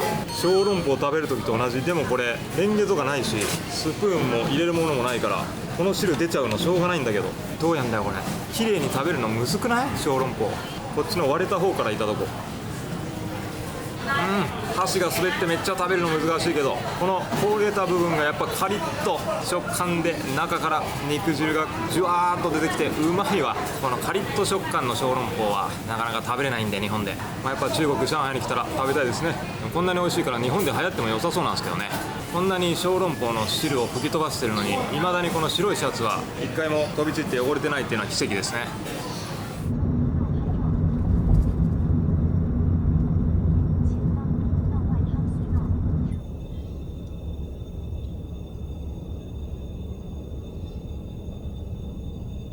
はい、上海タワーにやってきました。タクシーがいっぱいいますけど、ここで降ろしてもらって、ちなみに今回のタクシーはめっちゃ快適でしたよ。タバコの匂いもしないし、冷房もちゃんと効いてて、でこれ目の前にはテスラが、これテスラかな、電気自動車でしたねきっとね。そしてチケットオフィスがこっちの左奥にありますけど、今回僕は、KKday じゃないか、クルークですね。クルークで事前に予約をしました。なんかクルークだったら当日予約もできたんで、ここのチケットオフィスの上を見上げるとこんな感じで、ジンマオタワーだっけ、左手が。そして右手に今から登る上海タワー、真ん中にはフィナンシャルセンター、綺麗にこの3トップが見えてます。高い、真下から見たらまたより迫力がとんでもないですねこれ。ちなみにクルークで予約して QR コード持ってるんですけど、聞いたらこの左手じゃなくて下エスカレーター下っていったところで見せろっていう風に言われましたね。下に来るともうこれ Q ワードプラスところに来ましたね。ここから行けるのかな。すごい、さっき申し込んですぐ届いたメールで手に入れたこのクルークの QR コード、これかざすだけで中入りましたね。これは便利だ。だいたい3600円ぐらいでしたね、大人1名。あ、そしてここの右手に世界のタワーランキングが書いてますね。で、一番左手、ドバイのブルジュハリファよりも高い建物が今建設中ですね。これジェッタって書いてるから、サウジアラビアにこんな高いの建つんだ。1000メートル超えなんですねこれ。で、やっぱさっき言ったようにこのブルジュハリファの次に高いのがクアラルンプールのムルデカ118ですね。で、その次が今いる上海タワーになってます。is 18 meters per second. 仅55秒便可到达上海之巅观光厅 in only 55 seconds. はい、で展望台118階に登ってきました。そんなに待ち時間なかったですね。この間ドバイのブルジュハリファ行った時は人多すぎて登るのちょっともうできなかったんですけどね、待ち時間が長くて。で、右手に素晴らしい景色広がってます。まずはこれ、目の前に広がってるのがひときわ存在感を放っているこの右手、東方明寺塔がありますね。はっきりと上からこうやってこんな高いタワーを見下ろすことができるっていうのがすごいな。やっぱでもこのタワーが一番上海っぽい建物ではありますし、本当に色とりどりのライトアップがされていて、やっぱ見応えがありますよね。そしてこのタワーの左手側にずらーっと綺麗にライトアップされた建物、この辺が昨日見たワイタンのエリアですね。昨日の向こうのワイタンから見た景色とはまた違う景色をこっちからも素敵な西洋の建築群見ることができますね。でも昨日あの辺歩いたおかげで分かりやすいですよね。あの緑の建物のずっと奥の方に歩いていくと南京東路、南京西路っていう風に続いていって、ここが一番の繁華街になってずっと奥の方まで。お昼だったら分かると思うけど、さすがに僕が泊まってるラディソンホテルのあの特徴的な丸い建物の上の部分がはっきりと見えないかな、夜は。で、さらにこっちの西側だと今日行った新天地とか電子房の方面になるんですね。そして反対側に来てみると、こっちには上海フィナンシャルセンターがズドンと見えますね。このタワーもとっても高さがあるタワーなんで、かなりここから見ても迫力がありますね。上海タワーよりも近くにあるのもありますけど、圧倒される感覚があります。すごい面白い形をしてますよね。このタワーは前回行った時にお昼に確か登ったことがあるんですよね。なんかギリギリこっち側の上海タワーははっきり見えなかった記憶があるんですけど、さすがにこれ一番下まではギリギリまで乗り出さないと見えない感じかな。で、ジンマオタワーはどこにあるんだろう。もう一個のどでかい、これだ、左下にちょっと見えてますね。これも本当に高い建物のはずなのに隣接しすぎてとってもちっちゃくなっちゃってます。こっち側が左手ワイタンのエリアになってて、今いるところがプードンなんですけど、このタワーの後ろを見ると一気にこう光の数が少なくなって、この辺りは団地とかがあるのかな。また景色が一変するのが面白いですね。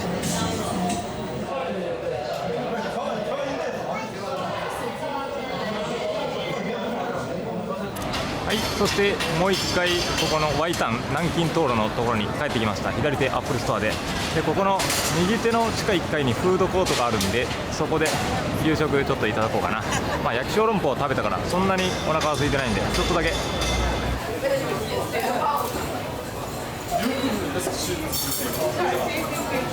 メニューはこんな感じで、多分左上のやつが一般的なやつだと思うんで、あれを頼んでみようかな。ここはカジュアルなチェーン店だと思うんですけど、席についてのこんな感じでティッシュ袋でくれてサービス充実してますね。来ました、牛麺。これお店の名前を翻訳してみると和風うどんっていう風に出てくるんで、若干和の意識をした麺料理になってるんじゃないですかね。牛肉麺の中でも。いただきます。まずスープから。牛の出汁が濃厚に出てますね。そこにちょっとピリ辛の風味。麺は細麺で、麺は比較的柔らかめな感じですかね。でパクチーも中に入って、僕はパクチーは好きなんで全然大丈夫なんですけど、若干やっぱ八角の香りがするんで、この八角の香り苦手な人はあんま美味しいと思わないかもしれないですね。和風うどんでは少なくとも絶対にないですね。このパクチーの風味とほんのり八角の風味がするってなると、全然食べれるけど、これだったら日本でラーメン食べた方が美味しいなっていうところが正直なところですかね。なんかインスタで視聴者さんがトマト味おすすめですって言ってたんで、そっち食べればよかったな。でもこのパクチーとか八角、アジアンなテイストが好きな人にとっては美味しいかもしれないですね。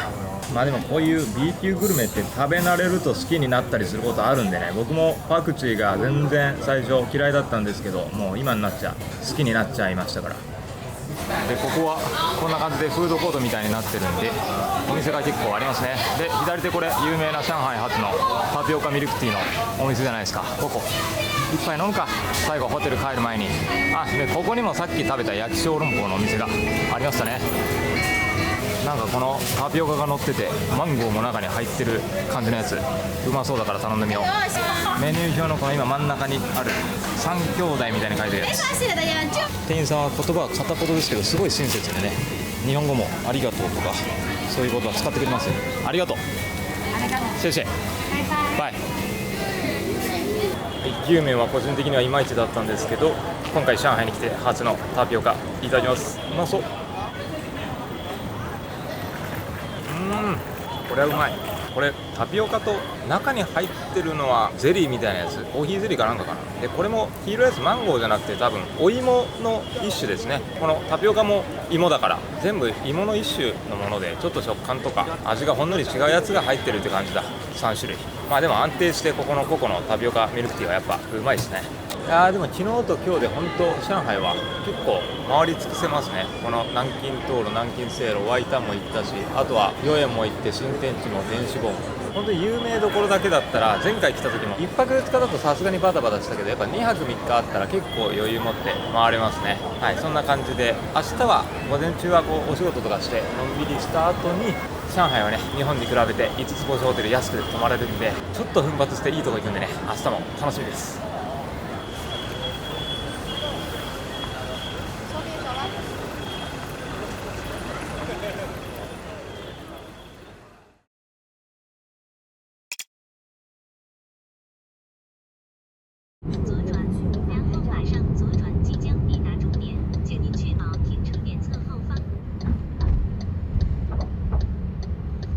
这里啊。昨日は上海の観光をがっつり楽しんで、今日は5つ星ホテル、ラグジュアリーホテルに泊まります。人生で初めて W ホテルですね。マリオットグループの最上級ブランドのラグジュアリーホテルです。リッツ・カールトンやセントレルスと並ぶカテゴリーなんですよね、この W ホテルは。今目の前がエントランスロビーになっていて、こっちの右手を見てみると、昨日おとついと見てきたタワーがここからも3本見えるんですよね。右手の東方明珠塔、真ん中に上海タワー、そして左手に今ちらっと見えてきたのが上海フィナンシャルセンターですね。方角的にはこれ右手側にワイタンがあって、今こっちはプードン側の陸の方にいると思います。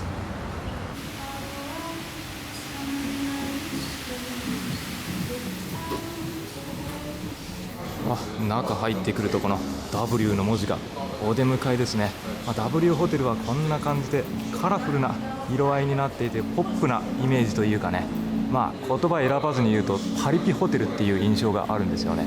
パリピホテルの5つ星最上級っていうのはね、ちょっと興味を引くっちゃ引きますよね。で今右手から入ってきて、ここ目の前にコンシェルジュデスクかな。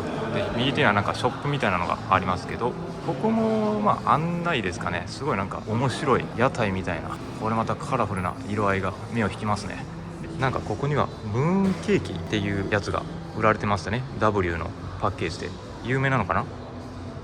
でこっちの左手にエレベーターが並んでますね。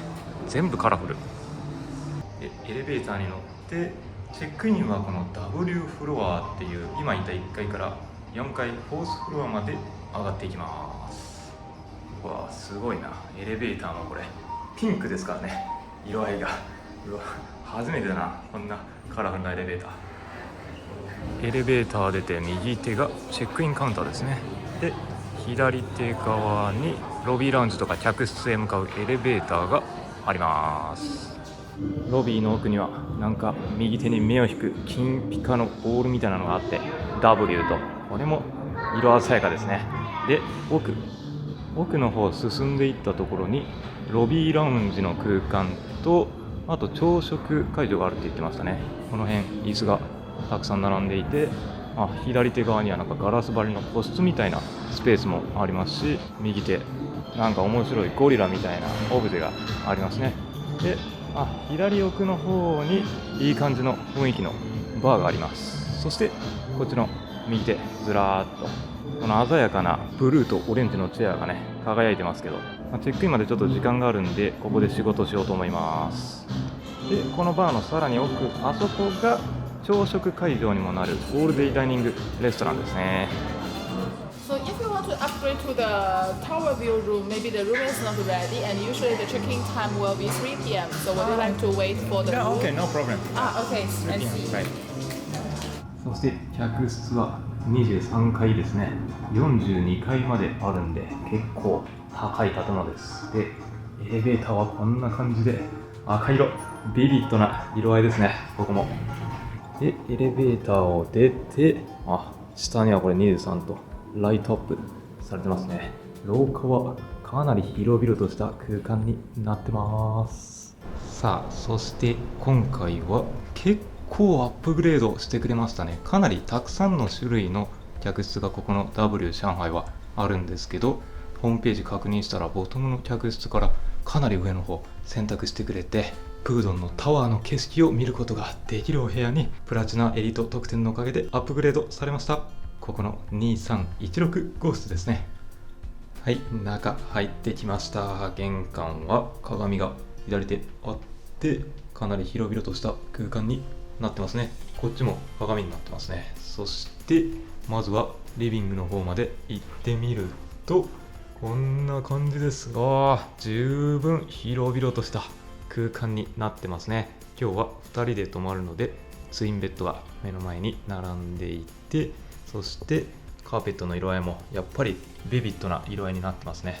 いやー、今まで泊まった5つ星のホテルとやっぱりテイストが全然違いますね。 W はこのベッドの上のこれ抱き枕って言えばいいのかな、なんかチョップスティックス、お箸みたいになってて、これはシューマイですよね多分ね。この辺は中国らしい文化も表現しつつちょっとポップで遊び心のある置物があるっていうところが面白いですね W ホテル。この辺のベッドボードもなんかちょっとこうギザギザっとした感じのテイストで、この辺はでも木の色合いで落ち着いたトーンになってますね。はい、照明も特徴的な形してますけど、そしてまずここですね、景色で窓の手前側にあるこのソファーがめっちゃいいですね。右手から左手にかけてずらーっとずっと連なっていて、これはもう本当足を思いっきり伸ばして、もうここで横になったらね寝ちゃいそうなぐらい快適そうな広々ソファーになってます。やっぱり窓際のソファーね必須です、5つ星高級ホテルでは。で景色もこれがすごいです。見てください、左手にズドンと東方名珠塔、そして上海タワー、上海フィナンシャルセンター、また三大塔が見えてますね。いやー、これは最高だ。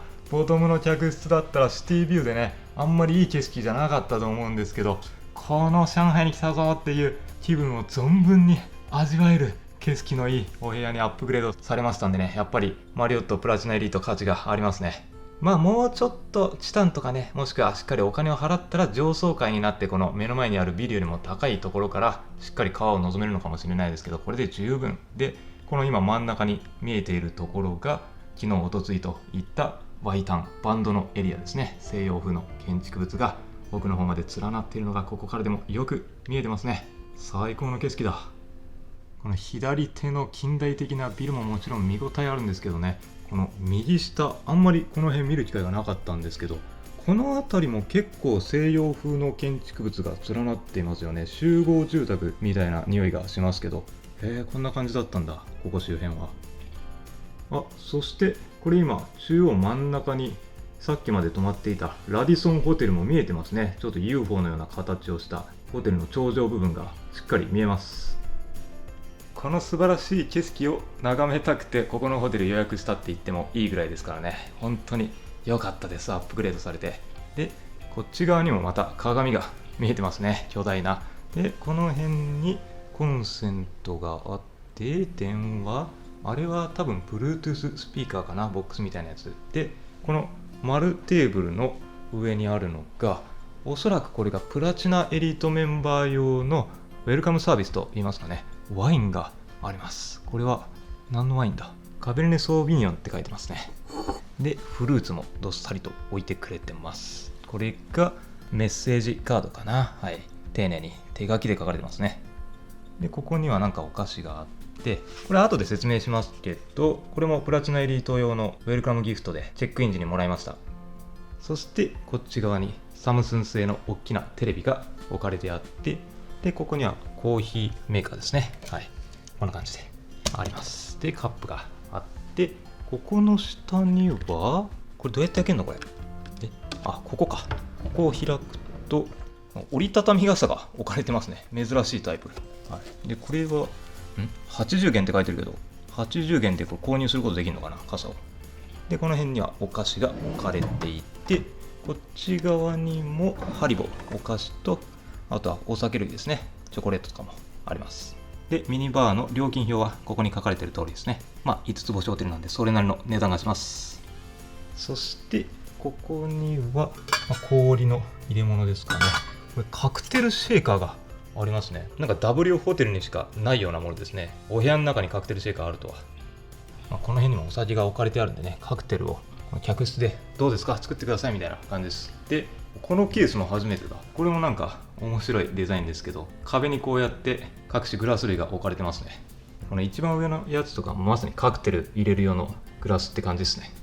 そしてここの下が冷蔵庫ですかね。冷蔵庫の中にもこんな感じで各種ドリンクが入ってます。で、ベッドサイドはここにリモコンが置かれてて、この辺はワンタッチで照明コントロールできるんで分かりやすそうですね。で、カーテンはね、5つ星はもう自動じゃなきゃダメですよ。押すと、ほい、ほい。こんな感じで自動で下がっていってくれてます。いや、でもまあ今景色いいからこれ見たいからね、閉めてる場合ではないんですけど。で、反対側にはボトルウォーターが4本も置かれてます。で、これはなんだ？あ、耳栓を置いてくれてるんですね、ここに。この赤い壁に反射して向こう側の景色見えてるのもいい感じですね。で、右手ですね。これがクローゼットになるのかな。また面白い形してますけどね。引くと開きます。こうやって大開放できるんですごい使い勝手が良さそうですね。ハンガーが右手にあって、ここに大きな傘も置いてますね。そしてこっち側にもハンガーとバスローブとアイロンも置いてくれてて、で、下に引き出しがこんな感じであります。右手の引き出し開けると、これが室内用のスリッパですね。はい。ふかふかそうです。で、これがランドリーバッグになるのかな。この袋、なんか持って帰って良さそうですよね。かなり使い勝手良さそう。普段の旅行の時も。で、その下にはシューキーパーがありますね。ブラシとか。で、反対側、上は空で、下にセキュリティボックスあります。さあ、そして水回りですね。ここに、エアコンのコントロールはここでできるようになってるんですね。入ると2つ洗面台があるんでね、さすがに5つ星でこのクラスだったら2つあるのは当然といえば当然ですけど、この鏡もね、こう左右にオレンジの光が照らされていてビビッドですね。で、この辺のアメニティはお水、コップ、そしてタオル、ハンドソープ開けると、こんな感じで各種アメニティ、歯ブラシとか櫛とかひげ剃り、あとはスキンケアセットになるのかな、これは入ってます。で一番左手にはソープ、ティッシュがあって、下にタオルと、これが寝具ナイトウェアになるのかな。バスローブはクローゼットの中にありましたけど、で手前側には大きなバスタオルがあって、で右手にドライヤーですね、下に体重計。海外は日本に比べてドライヤーとかあんまこだわりないのかもしれないですけど、ダイソンみたいなやつですね。ダイソンではないですけど、形がダイソンみたい、使いやすそうですね。でもちろん拡大鏡もあって、そしてバスタブはこの下ですね、深さのあるタイプで、これめちゃくちゃ奥行きがあるんで、足を思いっきり伸ばしてゆっくりくつろぐことができそうですね。でこの辺にはまたタオルが置かれてあって、ソープかな。でシャワーで、これね見てくださいよ、スケスケじゃないかと、こっから向こう側の景色がちょっとビビッドな色合いになって見えてるんですけど、このままだとプライバシー性のかけらもないでね、一緒に来た人によってはめっちゃ気まずくなるじゃねえかっていうふうに思ったんですけどね。一応こっちの扉は閉められて、閉めるとは言ってもなんかね、若干隙間あるんですよ。なんで覗かれるリスクがこのお部屋はありますね。だからもう本当に信頼関係ある人としか来れないホテルにはなってるっぽいです。でさすがにね、これカップルでもここ透けたらちょっと嫌ですよね。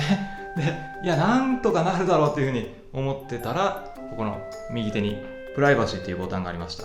これを押してみると、はい、こんな感じでさすがに完全に隠して見られないようにはできます。完全に隠れてないんですけどね、ここにちょっと隙間があるんで。でもね、多分大丈夫です。これ斜めに本当に湯船に浸かったところだったら全然見えないようになってるんで。ということで一安心、今日はゆっくりプライバシー性しっかり保ってお風呂くつろげそうですね。でこっち側にシャワーがありますね。扉を、あれこっちか。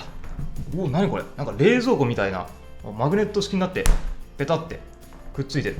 おお、すごいね。でシャワールームは申し分ない広さですね。ハンドシャワーもあるし、天井めっちゃ高いけどレインシャワーもついてて、一応これ腰掛けることができるようにもなってて、アメニティもあります。桃なんとかって書いてますね。中国のメーカーかな。で最後にここの扉を開けると、ここは冷蔵庫みたいにマグネットじゃないな。ここが、そして開けるとトイレですね。トイレはさすがにね透けてないんで安心です。で、自動で今開いたんでね、最新式のトイレが使われてますね。快適そう。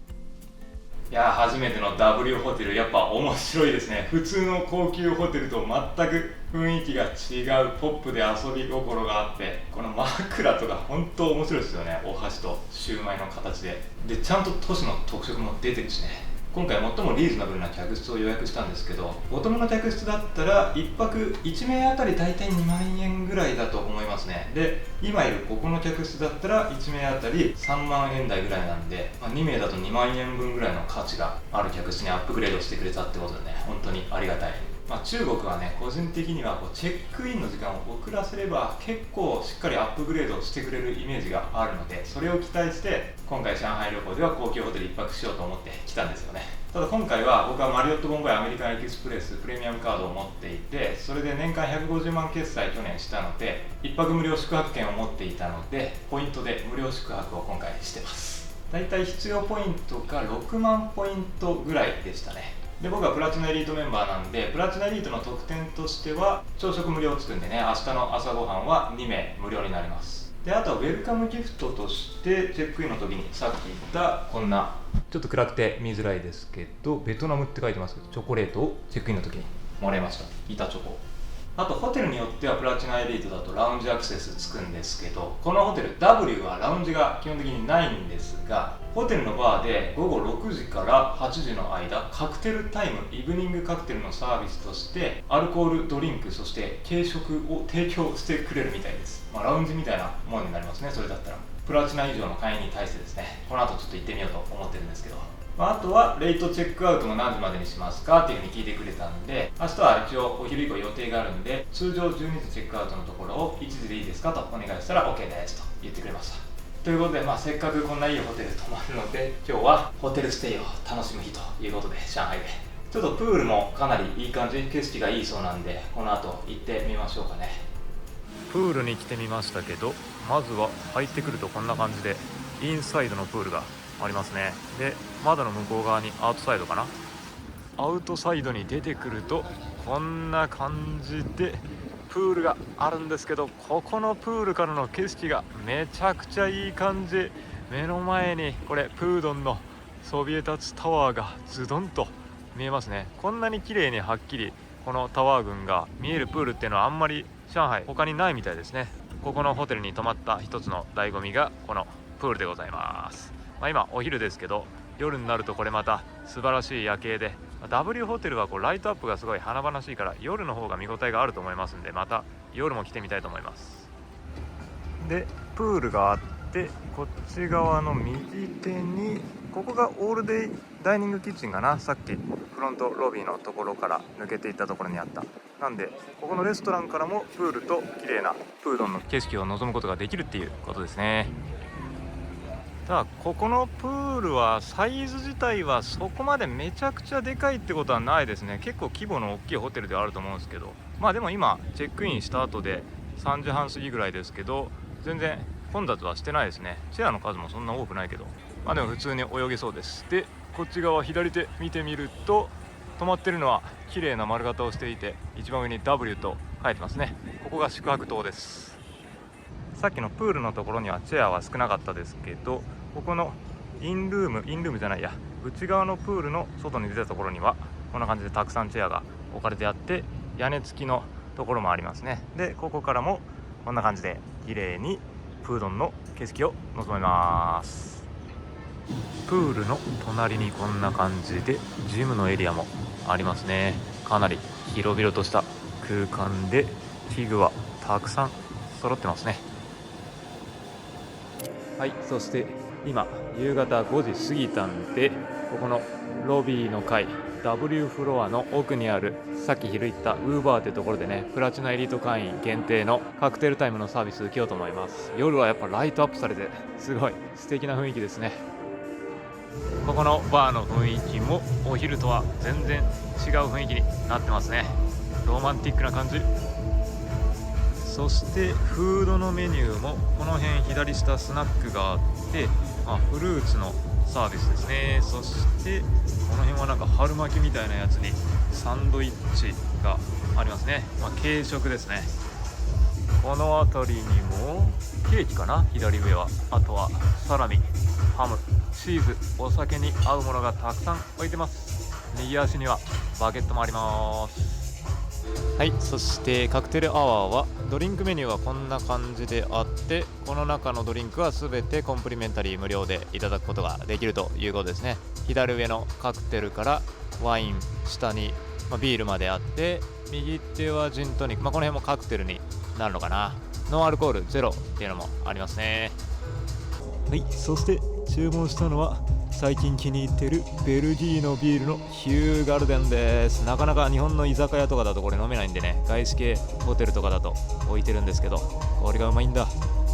そしてフードもサンドイッチにこのダックの春巻きにベジタブルの春巻き、あとはお酒に合うハム、チーズ、フルーツも持ってきました。はい、じゃあヒューガルデンいただきます。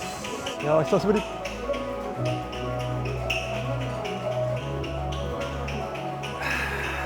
最高、うまい。このミルキーで甘い香りがたまんないんですよね。ヒューガルデンうまい。さすが5つ星ホテルのこのイブニングカクテルタイムの品揃えもいい感じ。ベジタブルの春巻きもいただきます。普通にめっちゃうまいですね。最近行ったベトナムをちょっと思い出しますね。アボカドサンド、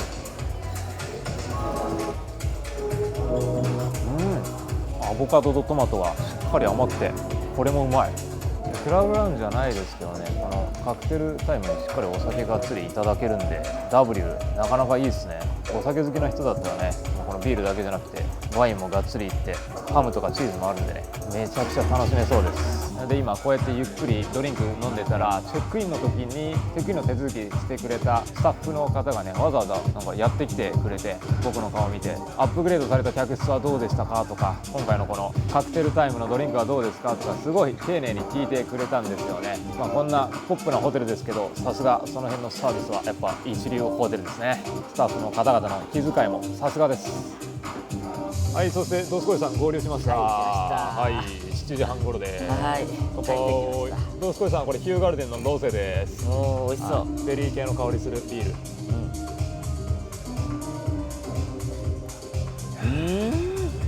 美味しい。甘いですよね。やばい、これビールって言われなかったらわかんないですよ。もう。そう、ヒューガルデンは美味しいんですよ。これも飲んでみてください。これはビールですけど、普通に甘いです。これの方がフローラルですよね。ちょっとドスコイさんにヒューガルデンローゼもらいました。また全然違う。まだこっちの方がビールの味がまだするかな。でもこれもうまいですね。ね、そううまいですよね。ビールの味もするけどちゃんと甘いから、シャンディガフみたいな。カクテルとビールの間ぐらいかな。ね、ベリー系で、ね、これめっちゃいいですよね。ドスコイさん好きですよね。美味しいこれ。甘いから。よかったこれ頼んで。ヒューガルデン。ドスコイさんもこの W ホテル、パリピホテル初めて来たんで。そう、もちろんね。もちろん初めて。一生来ない予定だった。これから夜の景色も撮れるとこ撮っていこうと思います。はい、で今夜の時間帯もうすぐ8時になるんですけど、プールに来てみたけど、プールここ外の空間がオープンしてないんですよね。なんで今真夏だから全然夜でも入れると思うんですけど、夜の時間は開けないのか。夜こそここのプールすごいいい感じで映えそうなんですけどね。右手にいっぱいビルが見えて、で左手オールデイダイニングのレストランが今ここ見えてる通りなんで、このオールデイダイニングでディナーでアウトサイドっていうのもかなり雰囲気が良さそうですね。右手にプール、そして奥にビルが見えて、いや夜もこれ見上げてみるとタワーがライトアップされてめっちゃ綺麗ですね。 W とこの右手のタワーはもっと高くてライトアップがド派手なんだけど、これ何のタワーなんだろう。でこっちのチェアがあるところには来ることができたんですけど、これすごいめちゃくちゃいい景色が目の前に広がっています。ズドンと。いややっぱこの東方明珠島のピンクに光る感じがね、いいですよね。ただ高さ的にはこの東方明珠島より奥にある上海フィナンシャルセンターブルーのやつとか、あとは今ちょっと線がブルーのライン入っているちょっと高い建物、上海タワーの方が高いんですけどね、東方明珠島が手前にあるから高く見えてます。なんかちょっと下のところ動いてるものが見えてます。ナイトクルーズがあそこ走ってるんですかね、多分。いやまたあれですね、バンドのとこから見る夜景とは違う角度からの景色をこうやってホテルから楽しめるっていうのもいいですね。はい、一回客室に帰ってきました。そしたらターンダウンサービスが行われていて、お部屋の中がとんでもない空気感になっています。これブルーにライトアップされてるんですよね。なんか普通のホテルじゃなくてちょっとラブホっぽい雰囲気が流れてるっちゃ、それはそうなのかもしれないですけどね。初めてですよこんなライトアップされてるので。これベッドの上はターンダウンで、この袋と、そしてなんかこれお菓子かな、寝る前の糖分補給用のお菓子が置かれてますね。はい、そんな感じで、このベッドの上にあったお箸と小籠包はこっちのソファーの方に追いやられてます。そして景色はこれです。こんな感じで、うわめちゃくちゃいい景色っすね。これさっきプールサイドから見た景色よりもやっぱ高さがあるから、はっきりと向こうのプードンのエリアの高層ビル群が見えますね。下に走っているナイトクルーズも綺麗に見えてます。でこのタワーも素晴らしいですし、こっちですよね、バンド。いやこの左右の新旧が入り混じった景色をこの客室から常に眺めることができると、なんと贅沢なお部屋でしょうか。上海の中でもね、この上海の夜景をきれいに望める最高級のホテルと言ってもいいんじゃないですか。これはしっかりこの画面の中にも全て収まりきるぐらいのね、いいアングルですよ。実はね、向こうのタワーにあるリッツ・カールトンに泊まることも考えたんですけどね、リッツ・カールトンはあそこの東方明珠島のより近くにあるホテルなんで、逆に俯瞰してこうやってタワーを見ることができるっていう点ではこっちの方が調合はいいと思いますね。いつかリッツ・カールトンの方にも泊まってみたいですけどね。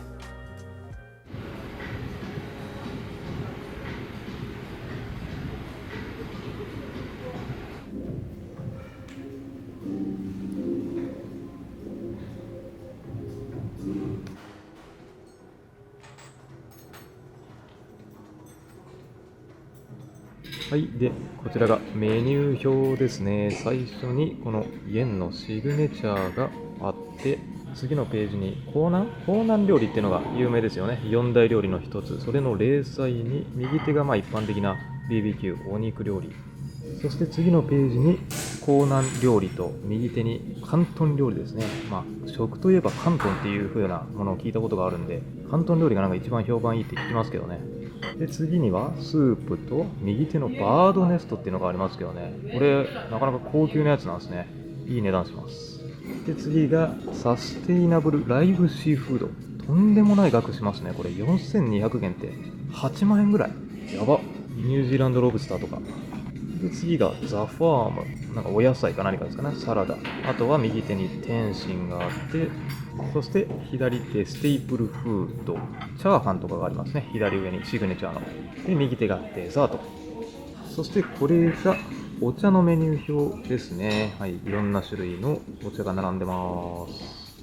で正面が厨房になってるんですけど、厨房もなんかものすごいアートですね。あれ竜ですかね、ドラゴンの可愛らしく彩られています。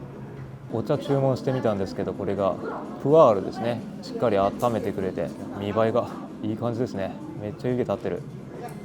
こんな感じでね、ちょっとでもグラスが空いたらね、お茶をついでくれるんですよね、中国は。ドスコイさんが頼んでるのがね、オレンジティーです。僕まだ実は飲んでないんですけどね。はい、スタッフさんついでくれましたまだ飲んでないんですけどね、いっぱいもう一瞬の隙も逃さずこんな感じでついてくれます。高級中華あるあるですね、これは。いただきます。高級 W のお茶です。この上品な香る感じがいいですね。中国のお茶はやっぱ風味が豊かなんですよね。先生、飲んだらもうどんどん飲めよと言わんばかりにね、継ぎまくってきます。すごいねこれ。なんかちょっと飲むの気が引けるようなね感じが、また次に来させるんだみたいなで、なんか最初こんな前菜を出してくれました。いやー、この背景の景色めっちゃ最高っすね。タワーが見えてる。ちょっとした前菜できゅうりを、これも上品な味わいで普通にうまい。ナッツ、絶妙な味付けでこれうまいですね。ほんのりなんかキャラメルの香りが香る感じで、いやー、味付けが雑じゃないですね。うまい。また新しい器持ってきてくれたんですけど、さらにこれ追加でもらえるの？無限にこれ飲めるってことなの？あの価格で。中国のお茶文化はすごいですね、これね。いくらでも飲んじゃってよと言わんばかりのね。またこれついでくれましたけど。はい、で次、これが最初来たのがワンタンの松茸のスープですね。で一緒にやってきたの、これすごいな。豆腐、なんかトリュフソースみたいな風に書いてたやつですね。アワビも上に乗ってる。めちゃくちゃうまそう。匂いも。いやー、これはスープうまそう。いやー、これはなんかもうチキンラーメンのスープの上品バージョンって感じですね。ですよね。確かに言われてみればチキンスープですからね。で中に松茸も入ってるというね。シャキシャキの松茸がまたいい風味を出します。ワンタン、う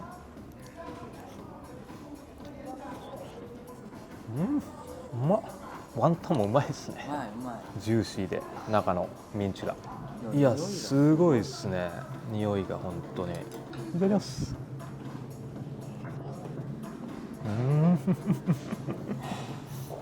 あれうまいですね。こんな美味しい豆腐食べたことない。ちょっと今鍋が来ました。後で見せますね。これ前世で一番美味しい豆腐かもしれないじゃないですか。笑っちゃう美味しすぎて。いやもうなんかね、一応揚げ出し豆腐かな。周りがちょっとこう揚げられた感じで、でも中がねすっごいトロットロふわふわで、もそこに広がっていくトリュフの香りと、アワビもねちゃんと風味が広がっていく。アワビとトリュフってもう贅沢すぎるわ、この風味が。なんかその本当味付けも濃すぎない。やっぱ本当に美味しい中華はこう濃すぎず薄すぎずなんですよね。それでいてこの上品な風味がちゃんと広がっていく感じ。こんな贅沢な豆腐料理食べたことない。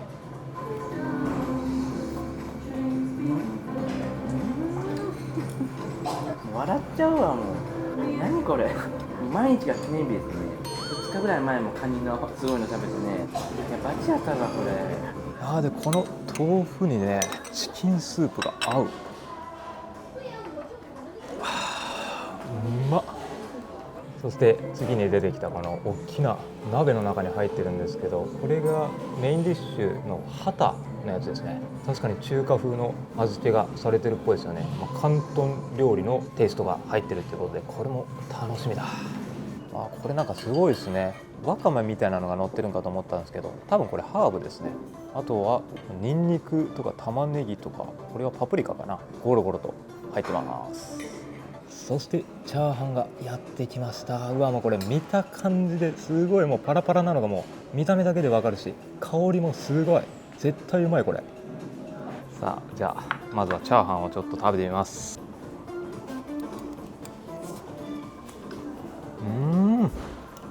パラッパラですねこれ。この絶妙な塩加減と、どうやったらチャーハンにもこんなにパラパラに炊けるんだろうね。家で焼いたらもう絶対べちょべちょになりますからね。これね、高級中華で食べるチャーハンはもうやっぱ、当たり前ですけどね、全然違いますよ、日常的に食べるチャーハンと。でエビが中にゴロゴロって入ってるんで、エビの風味がちゃんと広がっていきますね。お野菜とともにうまい。またおかわりついでくれました。またおかわりついでくれました。これもうエンドレスでこう僕飲み続けたらずっとついてくれるんじゃないですかこれね。次はついでくれませんでした。よし、じゃあこのハタのメインディッシュ、どすこいさんと一緒に食レポしようと思います。いただきます。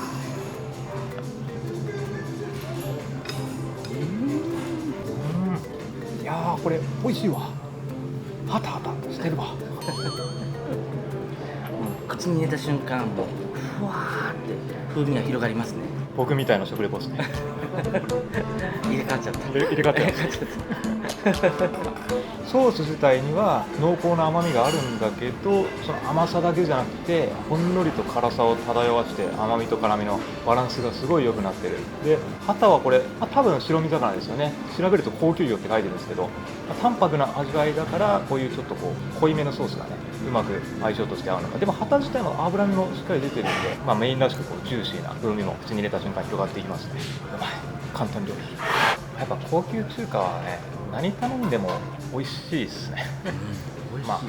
そうであってほしいんですけどね、そこそこいい値段はするので、でもやっぱせっかく中国に来たらね、短期滞在だったらパッとお金使ってね、こういういい景色見ながら。やっぱ1万円超えると世界変わりますね。ですね。世界変わる。ちょっと奮発する価値がある。ある。1回は体験した方がいいかだから僕ら日本で1万円以上の高級中華とか食べたことないですからね。本当にそうせだ。っかくだからって感じですね。日本でも食べたいもん、1万円以上だしね。本当に美味しいわ。1日目の上海ガニといいね。そうですね。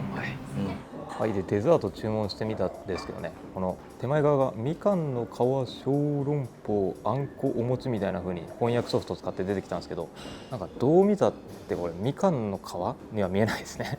小籠包にも見えないですね。普通の白玉団子のなんか日本のぜんざいみたいなあるあるのやつに見えるんですけど、でこれはポップコーン、上海風ポップコーン梅なんちゃらっていう風に翻訳では多分梅の味がするんですよね。でもなんか見た目その辺のお菓子屋さんに売ってそうな感じなんで、デザートはちょっと微妙な感じがしてるな。これ食べてみようか。さあ行きましょう。みかんの皮。なるほど、普通のぜんざいじゃないわこれ。昨日のお昼頃食べたスイーツあるじゃないですか、黒ごまが中に入った白玉のやつ。多分ねこれ黒ごまの風味が漂ってきてて、みかんの皮のエキスが入ってますね。柑橘系の風味がほんのりと香るあんこの白玉っていう感じですね。美味しいですね。さあそしてこの上海風ポップコーン、下にね生クリームみたいなのがありました。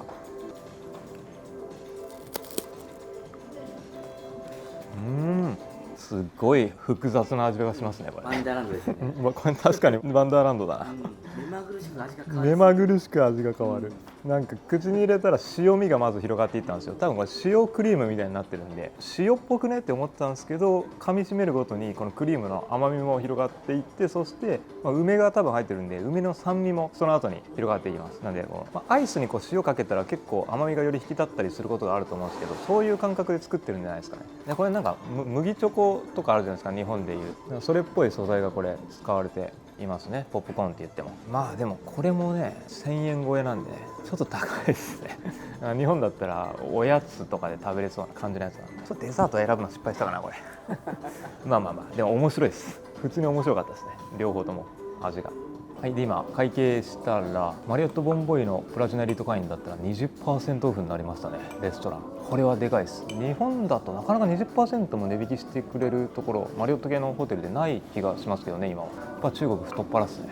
だから今日食べたやつ通常だとだいたい1人1万円ぐらいだったんですけど8000円ぐらいで食べれたんで、8000円でこの5つ星ホテルの中華料理食べれるんだったらまあ悪くないような気がしますね。マリオット会員の人はおすすめですね。どうするかそういえばこれ知ってます？これここにあったんですよ。なんすかそれ。ここにこうやってはあ。こういう感じでバイトミーって書いてあるけど。こうやって置いてたんですよ。はこれ何かわかりますか？こ遊ぼうみたいな。音楽流してみたいな。でバイトミー噛んでって書いてあるから噛み合うのこれ。ガブみたいな。どういうバーンガブみたいな意味よね。れいやこれ何モチーフかわかりません？モチーフは赤と黒いはと。い。わかんないもんです。あれあなってるけどあれじゃなあい。いやあれモチーフではないですよ。ダブルホテルの赤と。いやなんかこいつがなんかっぽくないですか？上海といえば。小籠包。そう小籠包ってなるとこれはそうこれで食べようみたいな。と僕は思いましたけど。でもどういうはい。そういうプレー。プレーってそうバイトミーもね噛んでることです。いやまあプレーとかじゃなくてシンプルにまあ枕は遊び心あってなるほど。まあその置いてるわけです。その土地に合ったものをデザインとして、枕としてこう取り入れてるだと思いますよ。ダブルホテルは結構世界各国でそういうことをしてる。まあそういうなんか面白いんじゃないですか、こういう、ね、遊び心あるからして、なるほまあ普通に枕ですからこれどね。抱き枕とかだと思いますよ。こうやってね。うんこれも抱き枕。そうそうなるほどね。確かに面白いですねこれ。はい小籠包。はいということでした。夜の景色めちゃくちゃ綺麗だけど、さっきターンダウンの時に青いライトがついてたけど、あれ多分ベッドの横のボタンを押したらできるはずなんだけど、あれちょっともう一回やりたいですよね。これはどのボタンを押せばいいのかな。おお赤くなった。ダブルホテルしてきた。いやこれチャラいな。いやいいね。チャラいホテルだなチャラい。でもう一回押すとおお青くなった。どっちにしてもチャラいな。チャラいなこれはパリピホテルですね。いろんなチャラいが表現される部屋の中ですごい。でもあれですね、東方名詞と上海のタワーと、ね、同じようなこのチャラさですね。確かに。このビビッドなカラー使いまくる感じが。もう一回押してみようか。おピンク今テレビと同じ色になった。本当やすげえ。もう一回これぐらいかな、さすがに。お緑黄色緑緑みたいな。すげえな。すごいな。これはおもろいわ。プチラブホみたいになってる。ねえなってるこれ。超高級ラブホじゃないですか。ねえ。赤く戻った。3色4色赤は赤、青、ピンク、黄緑。なるほど。どういうふうに使いこなすのがいいんでしょうね。使いこなすとかないんだよ。あるのかそういうの。好きな色を使うっていう感じですね。なるほどね。今日のムードに合わせて。そうですね。ムーディー次第ですね。なるほど。好きな色とかね。僕は青好きなんで青がいいな。ああ。細谷さんは何色がですか？黄緑かな。緑が好きですか？亀ですね。あ、そうですね。プリンチャーカラーですね。落ち着く。落ち着く。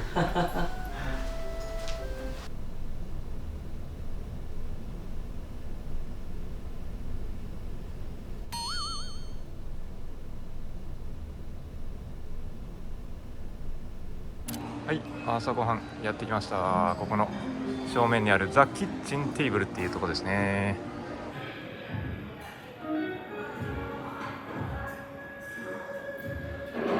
奥の方の席からこっちにビュッフェのコーナーがありました。まずはこれ卵料理ですね。なんか頼もうかな。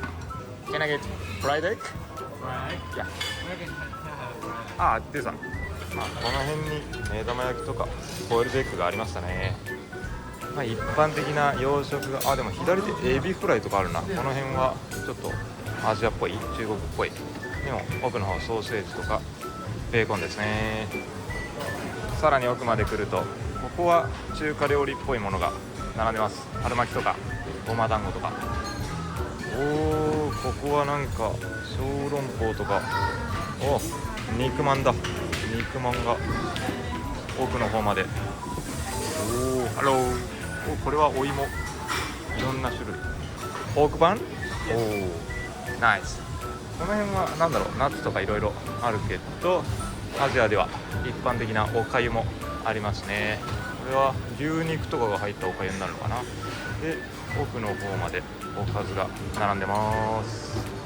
そういえば上海焼きそば食べてないけど、これはでも上海焼きそばじゃないのかな。ちょっと細麺の焼きそばにチャーハンに、またこれはよくわからんだ。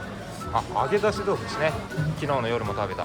で豆乳、そしてここにはヌードルバーがありました。牛麺とか、なんか美味しそうだな。これちょっと味噌っぽい色合いをしたヌードルがあります。ここにメニュー表がありました。右手の麺の種類とかも選べるのかな。ワンタンとかも入れれて、これはちょっとなんか得体の知れない感じですけど、漬け置きされているお肉とか豆腐とか昆布とか各種がするな。無理だこれは。でここにはコールドミルかな。右手がサバかサーモンとか左手の方まで並んでますね。でこの辺ドーナツ、左手サーモンが乗ってるパンですね。コールドミールがこんな感じで並んでます。まだまだありましたね。ここにも中華の前菜みたいなのが並んでますね。パンがここにもあって、そうだな、コールドミールチーズがなかった。チーズとハムも並んでますね。そしてサラダも今までなかったですね。一般的なサラダが並んでます。ここにはドリンクが各種揃ってますね。そして右手にフルーツ、フルーツもかなりたくさんあります。種類で入り口入ったところにあるパンコーナーかな。この辺には美味しそうなアイスクリーム、ジェラートがあったりして、いろんなフレーバーつけられるようになってますね。そして奥の方にはフランスパンとかワッフル、パンケーキ、フレンチトーストか。で真ん中のテーブルにはかなりたくさんのパンがこんな感じで並んでますね。美味しそう。やっぱ外資系のホテルはこのパンが本当種類豊富ですよね。こっち側にも菓子パンというかケーキみたいなやつも置かれてまして、シリアルかな、ずらっと。そしてこれはフルーツかな。朝食会場はめっちゃ広いです。向こう側が入り口で入ってきて、左手にパンコーナーとか、あとはドリンクのコーナーとか、手前側右手にはコールドミールコーナーで、逆側向いたらホットミールのコーナーがあって、こっち側ずっと奥まで続いてます。ちょっとオープンエアに出てくれば上海の景色眺められます。一応ここ扇風機とかあってインサイドになってますけどね。時期によってはこれ外に出て食事することができると思うんですけど、今真夏だからさすがに外に出たらめっちゃ暑いですね。夜向こう側からこっちのレストランの景色を見たと思うんですけど、やっぱいいですね。ここのレストランは景色が最高だ。なんで景色重視だったら夜のディナーもここでいただいて、上海の綺麗な夜景を眺めるっていうのも良さそうですね。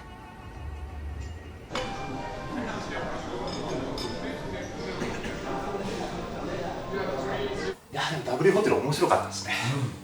もう今までのホテルステイにないこのビビッドな感じが、色合いがもうすごい。そう、色合いがでも確かに若者に人気なのも分かるけど、でもなんか年齢重ねてもこういうのを楽しめる人でありたいですね。確かにね、僕40歳で初めて来たけどまだ若者ですね。日本だったらね。そうかいやこれはちょっと日本とか他の海外での W ホテル行ってみたくなりましたね。特色がはっきり出てるから見応えがあるわ。でここ上海はやっぱこの景色だね、魅力は。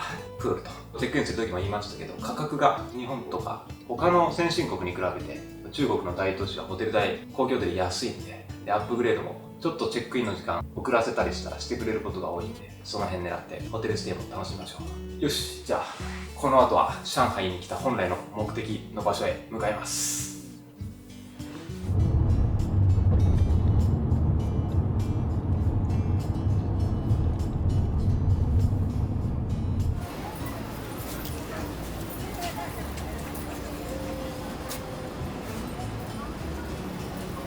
上海動画ご視聴ありがとうございました。